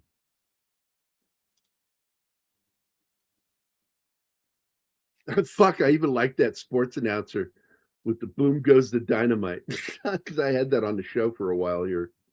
It used to be one of the audios that we had. Boom goes the dynamite. We need to keep trying socialism. It has to work eventually. Yeah, right. Eventually, somehow, it will miraculously pay its own dividends. Social programs work when you have a strong capitalist country. That's how you can keep rebuilding and replacing that giant wheel of cheese.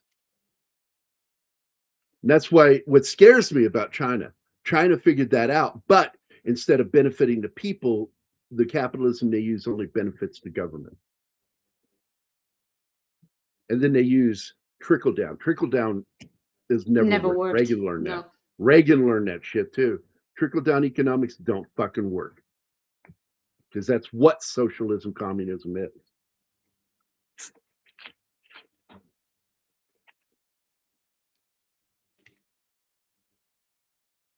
Boom.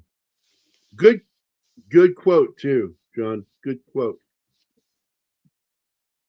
Because I will always be. I grew up poor, and I've worked hard for stuff, to get what I've had. Because I had it good for a while. I was making great money, and then all of a sudden, relationships, man, they can fuck you over if you're with the wrong person. And I got screwed by a film director and my girlfriend. Between the two of them, I lost right around $12,500 in about 30 days. And I was destitute. And I'm like, well, what am I going to do now? And it's been a struggle ever since. Joe's hilarious. I like his comedy. Even though I look at it, it's like, you're not really a comedian, but you are funny. So I watch his comedy. I'm glad he got over that shit where he was wanting to roast these guys that were joke stealers. There's Joe Rogan. And what's funny is I said to Anima, I said, yeah, it's Joe Rogan, the maintenance guy from News Radio. And she goes, what? I'm like, yeah, that's the same guy. I did not recognize him. Totally him. And he was already into conspiracy theories. The whole character of Joe on the show News Radio is based off of Joe. All this crazy shit they had him saying on the show is stuff that he really is talked about.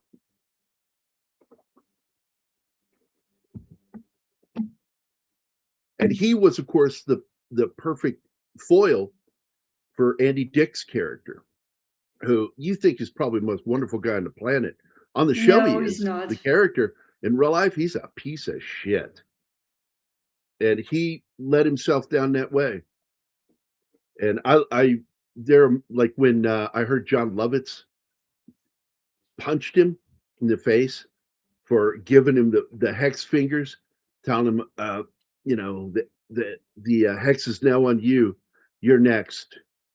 Because there was this whole thing about him hexing Phil Hartman's marriage and leading because he gave her cocaine. He is the reason we don't have Phil Hartman anymore.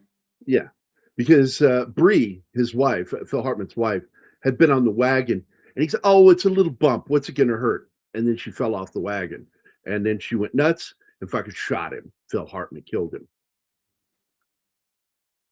And that's all thanks to Andy Dick. And John Lovitz said that to him on the set of the show. And there were problems from the beginning. And it eventually led to Andy Dick showing up to John Lovitz's restaurant nightclub. And he said that the curse was now on John Lovitz. And Lovitz, when I heard about it, I first thought it was probably a slap fight. But no, apparently he fucking punched him. Threw a legit punch. I talked to a couple of the fucking guys that were there that night. And they said, yeah, he fucking threw a punch and hit him and knocked him on his ass, busted his nose wide open. I'm like, good. I didn't know he could fight. Nice to hear that.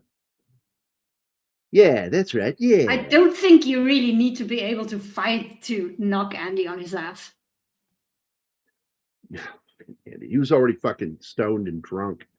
So Yeah. I'm sure knocking him on his ass is fairly easy.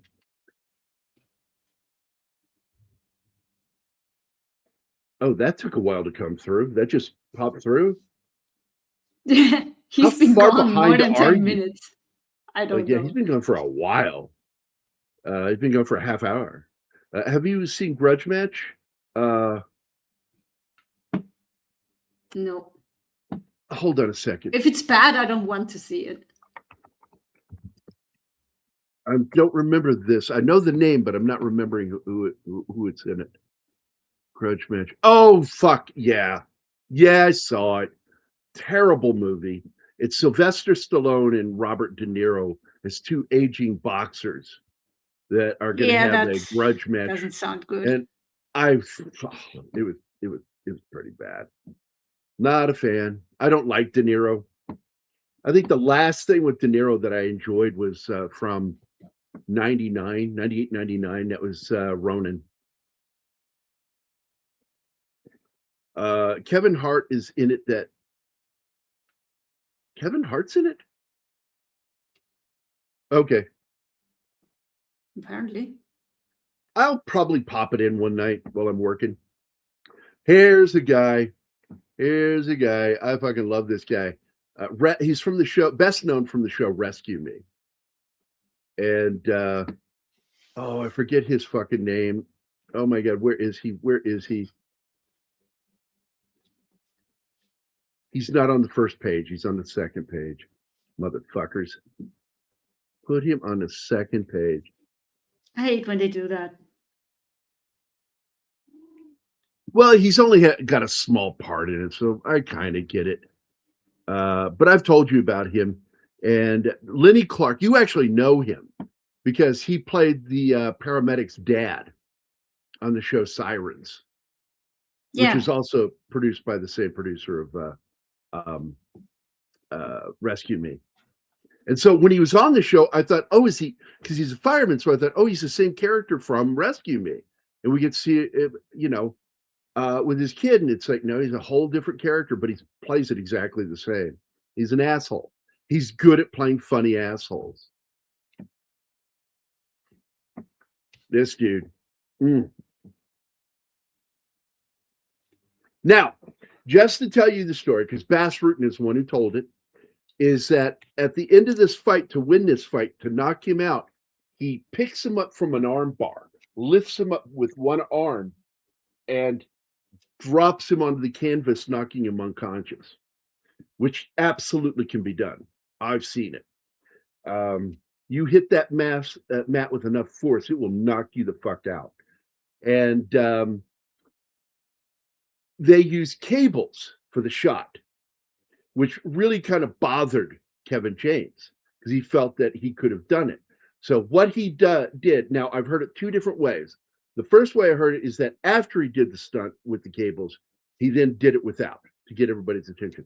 But Bass Rutten told it differently on Joe Rogan, which is, he said, before he did it, he says, okay, hold on. Before we connect the cables, I want you guys to see this. And he lifted him up and brought him back down, did it 2 times. Wow. And then they shot the scene with the cables. He's a beast, man. That he could fucking do it. He's very strong. That's something people forget. Just because somebody is fat doesn't mean they don't have muscles. They're just under all that fat. There you go. Right there. Absolutely true. One of my closest friends here in Springfield is a jiu-jitsu master. And he taught my daughter because I tried teaching her and I got frustrated with her. And I like, when I get frustrated with her, I want to just throttle her like Bart Simpson. And I'm like, nope, can't do that. You'll kill her. So I'm like, I'm not going to teach her anymore. So I'm going to let someone else teach her. And that's when I met Theron Sturgis. And we sat down, had a really good talk. about martial arts, what martial arts are for, why they're important, the discipline that you gain from it, and and he had a kids program. He specifically a starter program just for children. And so my little girl got in there and fucking loved it. And she had a blast, and Theron and I became lifelong friends. And Okay, he's a very good jiu-jitsu artist. We have a new viewer in Rumble, Justin Rumble, and he says, "Here Comes the Boom" is a classic in my book. Not the best, but funny and good messaging throughout. Yes, it is. And it's an underdog story, which I love. I love I love that underdog too. stories.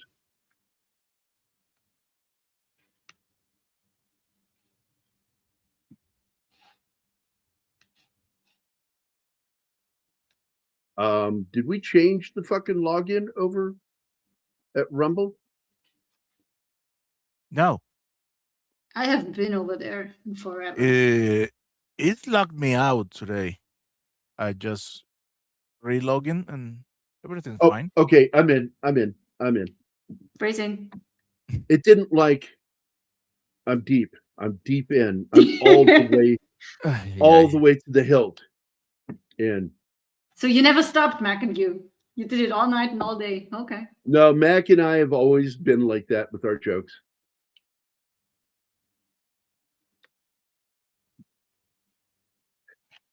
I did not hit her. I did not. Oh, hi, Martin. We need that clip, Martin. Did you get it yet? No, but I could get it today. You got to have it. If you see something being that bad, you don't have to watch it again. That's called common sense, bro.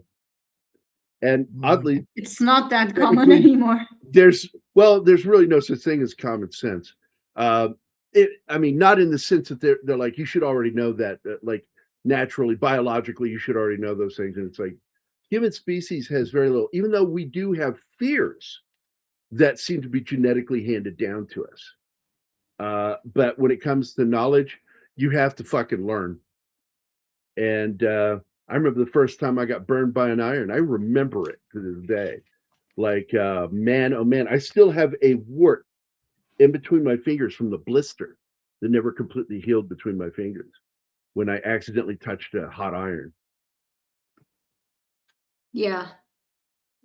But yeah, I remember my dad telling me that. He says, no Yep. such thing as common sense. There's only learning.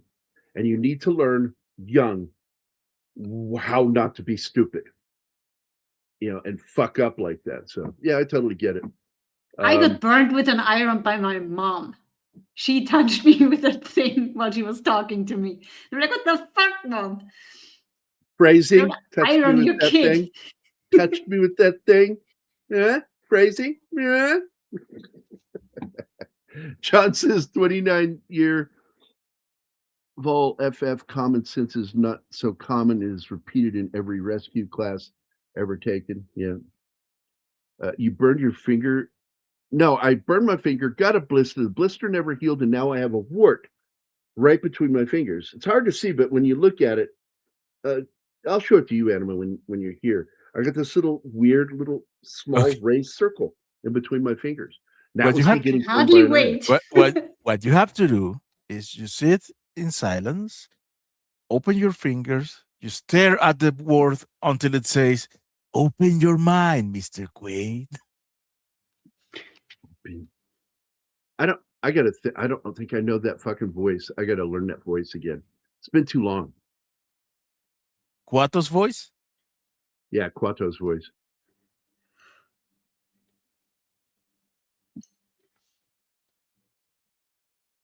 I don't even know who that is. Oh, you have to. That is a Arnold Schwarzenegger movie, Total Recall. You have to watch it. One of his best. I've seen Total Recall. I've seen that. How can you not remember Quato? Because it's been a while.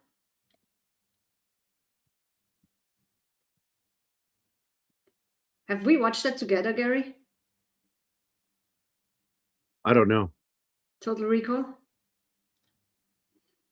I don't think we watched it together. I'm not sure.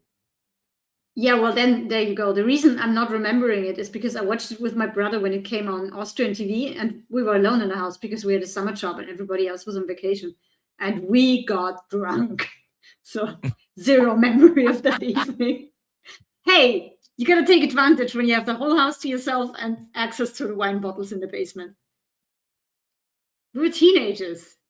You got drunk on wine? Yeah, Damn, red you're wine. suicidal. I have done that 2 times and it was the worst hangover ever. Oh, it depends on the Yeah. wine. We had good wine. I went over there on Rumble and I said hi to Juckton Rumble. But we also had a new user here, if you look in the private chat in the list. Yeah, Prank House. And From South Bear Africa. Anowitz. Yeah, because No, he's not new. Bear's not new. He's been there before. Just asking, are we an open panel show? Can't recall. That was the second time today. And other than that, he didn't really interact. So I guess he's just hopping through the channels that are live, asking whether they want to have him on. He wants to stream with somebody. Go on somebody's stream. We're careful who we have on. Everybody should some be. bad experiences. Yeah. Had some bad experiences, and so what I do is I do a sit down and hang out with you, and we find out if we have chemistry or if I think you're a nut job. So I And I'll doubt have him he on. will I will get in have touch a with nut you. job on. I will have a nut job on if we have chemistry, because they could be pretty fun. Yeah, until they say something that banned your channel. No, thanks.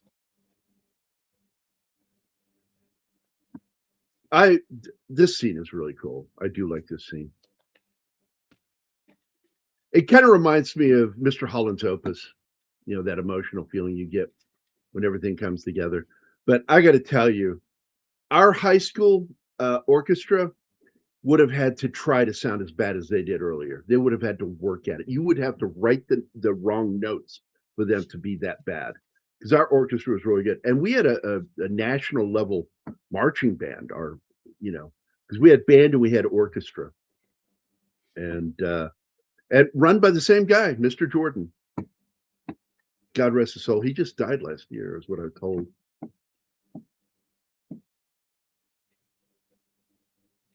And I always felt bad because, he didn't like the fact that he would have band practice in the mornings and football practice we'd have in the afternoons. But he found out that a bunch of us that played drums were on the football squad. We were all starters, freshman year. He didn't like that. So he switched to have band practice in the afternoons to compete. And he lost almost every single drummer. The only person I think that stayed was Kurt's, the guy that taught me how to drum. Lori's brother. Oh my God, I can't remember his name. Anyway, he plays stupid games, I guess. Yeah, he lost his drum corps. So he lightened up, and then he would have change the practice again, so he'd get his fucking drummers back. And I only stuck with it for that year, and I decided I wanted to stick with athletics because I like hitting people, and it was more fun. But I also like playing baseball. Baseball, man, I played that into my adulthood.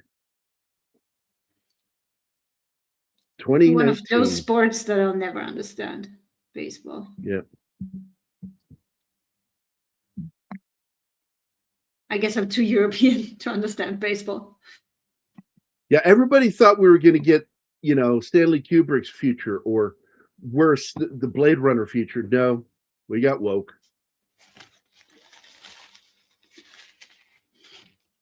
Yeah, because that's when the crazy pronouns started. And they're not going to stop. They took something that used to be wonderful, being woke, and ruined it, Brian. Ruined. And that's you it. Just keep doing it, like show after show. destroying everything. Now they're doing it to Malcolm in the Middle. Oh, I couldn't believe what they Ridiculous. did. I couldn't believe it. It really hurt them. It really hurt that show.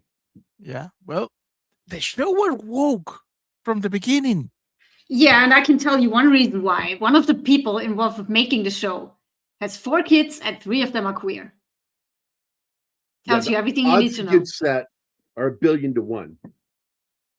The only way that happens is if you groom them that way. It's like vegan cats. They do not exist. And here's what's funny about that movie is it was actually kind of a shot at conservatives.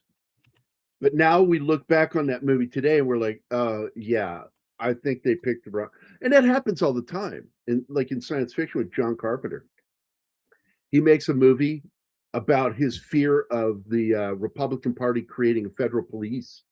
And it's called Escape from New York. And who ends up making it? Bill Clinton. And then we go to his other fear of, capitalism taking control and turning us all into, junkies of commercial products. And that's the movie They Live. And no. It's not. And he admits to it too. I've seen interviews where he says, yeah, I was wrong on all of those. Where I thought those were going. He said, I mean, that shit was happening, but it wasn't, it was my side doing it. And I'm like, at least he learned. George Carlin learned too. People always said he was like, oh, he's a liberal.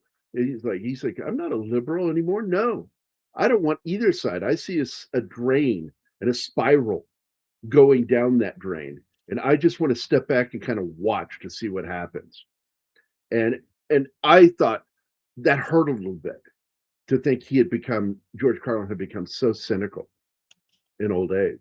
And he became very cynical in his old age. And it made me sad for him because there's so much wonderful things still happening in this country. As long as we don't have assholes. Yep. Woke is the correct term for the sorry ass decade. They Live. Gonna go watch South Park. Yeah, that was a recreation of that fight between Keith David and Roddy Piper. I love that cripple fight. That's so fucking funny. Cripple fight! Timmy! We didn't get the complete Japanese corpo takeover, but we got. Yeah, no, and that's kind of what you see in Blade Runner. Featured that everything's corporate, all the corporate logos everywhere. And if you want to have a life at all, you got to go off world. Life here is slowly dying on Earth. And even though they don't say it in the movie, the reason why animals were dying was because of, in the book, it's called World War Terminus. And it led to radiation and chemicals hitting the atmosphere that settled due to this, huge battle they had, and it spread like ash all over the planet and began killing animal life.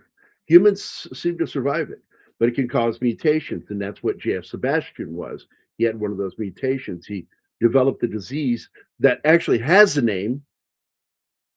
Does anybody remember that? It's in the book and in the movie. It's called Methuselah syndrome. Progeria is the disease. And I thought it was weird. Like, why would you do that? It was kind of funny because Ridley's kind of an idiot. He's a brilliant idiot, but he's an idiot. And he wanted to shoot in the Bradbury building. And he says, but he wanted it to take place in New York. And they're like, you can't do that. You understand that.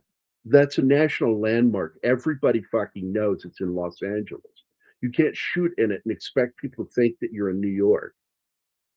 And you could probably, and I think they did this one time. It was supposed to be like in New Orleans because they had just this one area, and they didn't show the whole building. They just showed the offices, and you see the wrought iron rails on the handrails on there, which are very New Orleans style, that French architecture.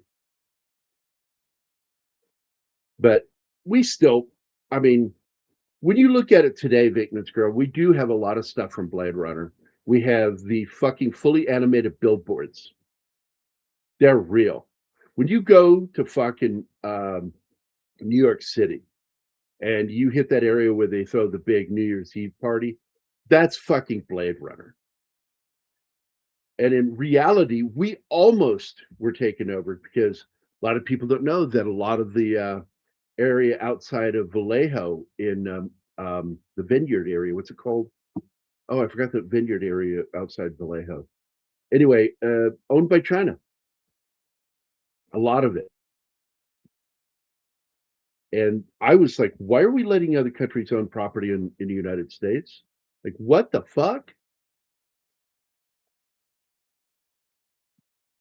So, yeah, because Gambit, you and I've talked about that whole word woke, because I liked woke when it used to mean guys like Keith and me. Because my liberal leanings are about as woke as you should probably be. Same with Keith. We're as woke as you need to be. We absolutely believe in equality. Equality doesn't mean same. You know, a woman cannot do things that men do. I get sick of hearing some of this neo-feminist fascist bullshit saying that women make less in the workplace. And I'm like, well, let's do a comparison down the line.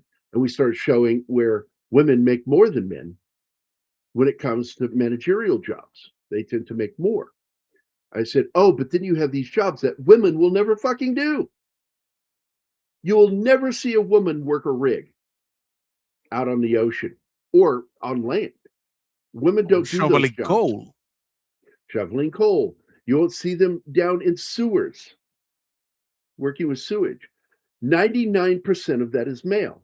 Yes, there's a potential of 1%. On the rigs, the only place you see women working on oil rigs is working as in the offices or working in the medical field. That's it. It's about 1%.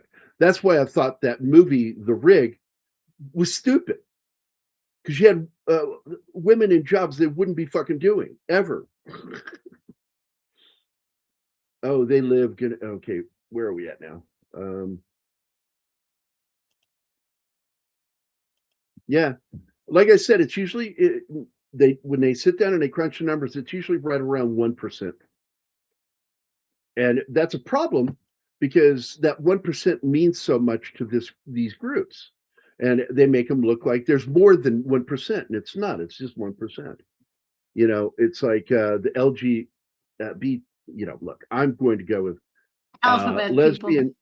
You know, LG. You know, I'm going to go with lesbian, gay, bisexual. Even though I consider lesbians gay, so it should just be homosexuality and bisexuals. And bisexuals are just homosexuals with perks. That's all they are. And but they keep wanting to add more letters to it. And I'm not going to do it. I'm never going to play that game. Dude, that clip that we watched where the woman just goes through all these letters without stumbling, that was crazy. Now, kudos to that woman to remembering all that in the correct order. And looking at the crowd while she's doing it, like a machine gun laying out all those letters. And I'm like, she's probably saying that multiple times a day, every day. Yeah. She probably sits in her office just repeating it over and over again.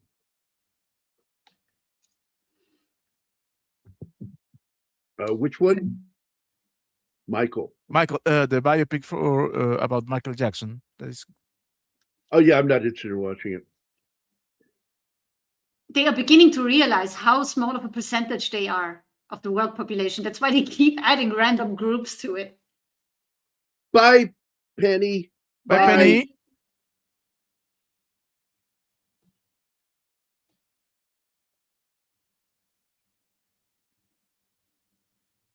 Thou shalt not worship any gods before me.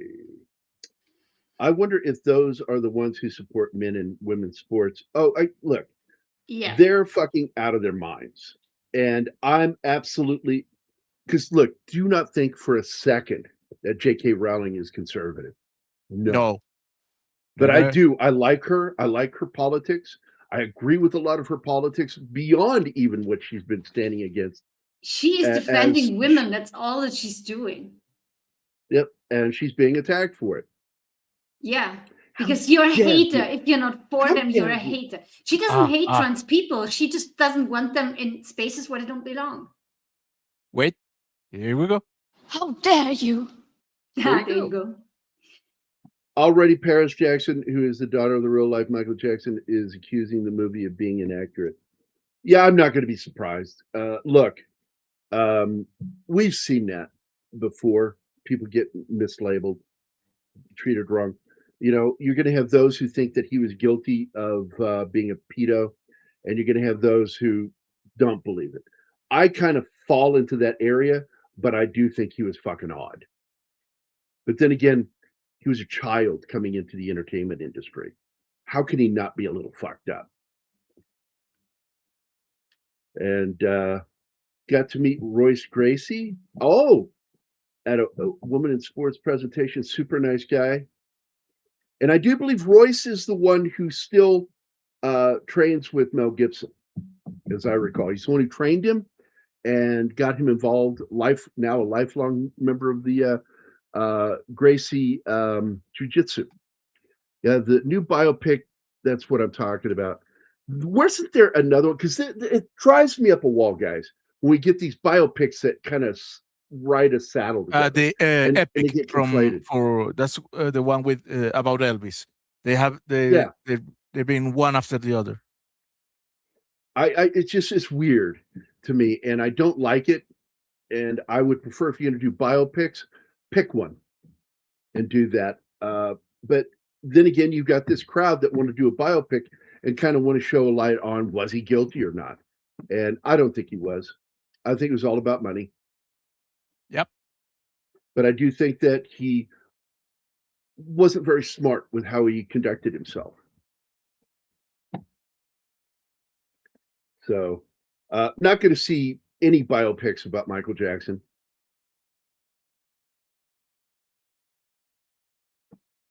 I did like the biopic about Elvis and the Colonel with Tom Hanks Elvis. and the kid that Anima has a crush on. Who? The kid that played Elvis in that movie. You have a crush on. Austin Butler. I don't have a crush on him. I just really She like smiled. him. He knew. She knew. She smiled when she was saying it. I hear her. What's not to like? He's great. Come on. In his own way, he's sexy. I have a movie with him that I've been waiting to watch with you. And I'm hoping that we get to watch the damn thing. It's the movie where Matt Smith from Doctor Who is in it, and he's a punker. And I think it's supposed to be in the 80s. And it ends up being, he's running from everybody that wants the money, including the Jewish mafia, that are a bunch of Hasidic Jews with guns. It's a fucking weird movie. I'm looking forward to seeing this thing. He just wanted to be loved, and yet people misunderstood him. Yeah, it happens a lot, dude.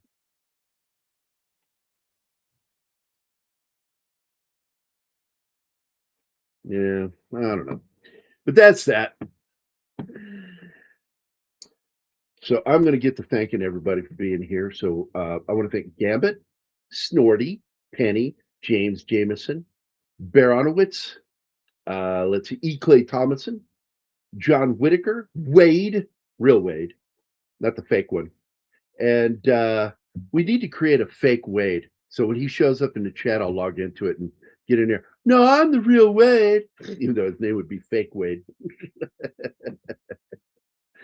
Prank House, Vinkman's Girl, Jectin Rumble over on Rumble. Thank you guys for watching the show today. I appreciate everybody being here. Loved all the input from you guys. It was great. This show's like, whether we're informative or not, it's us hanging out, talking about a movie, and then talking about other shit with you guys. It's like a bunch of friends at a bar, just sort of like talking. I kind of feel like that's what our shows are like, just with a lot less drinking.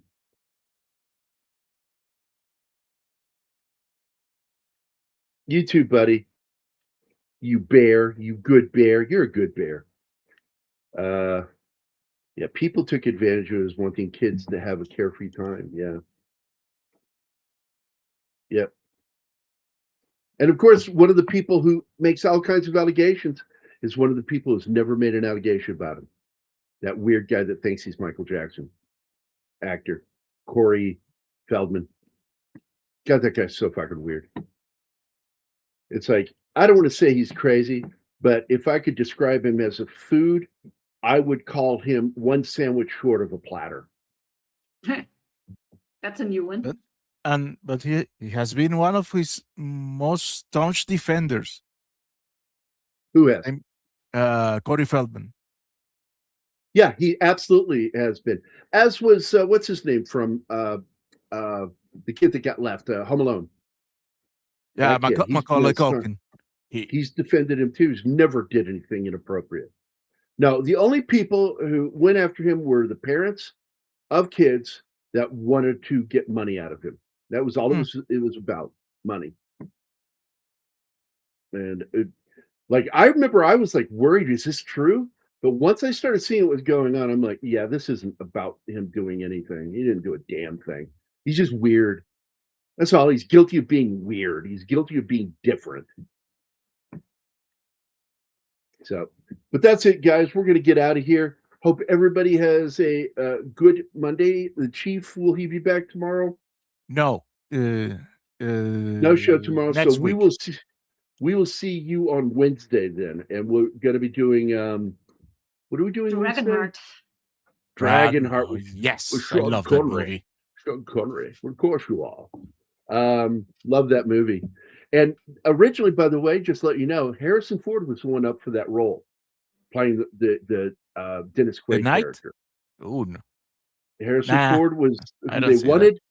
And well, look, I'm going to tell you right now, get used to this, because movies that Harrison Ford balked at, Dennis Quaid took, because Dennis Quaid is a Harrison Ford type. It just is. That's a fact. And this is a historical fact that Quaid made money thanks to Harrison Ford balking at a role. Hammerschlag. It's Shander Hammerschlag. Well, I hope you go home and get a little spanking. We are going to get out of here. So love you guys. We'll see you on Wednesday. Bye, guys. Bye. Bye.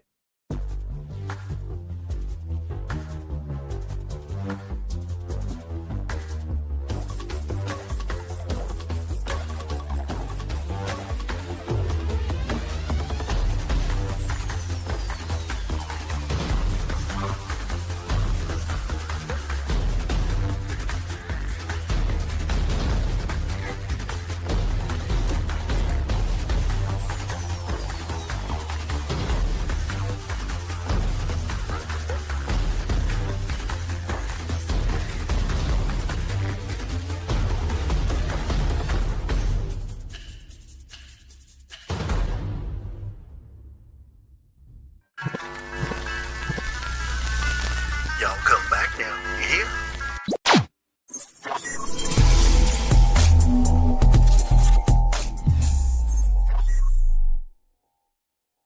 Matt Damon.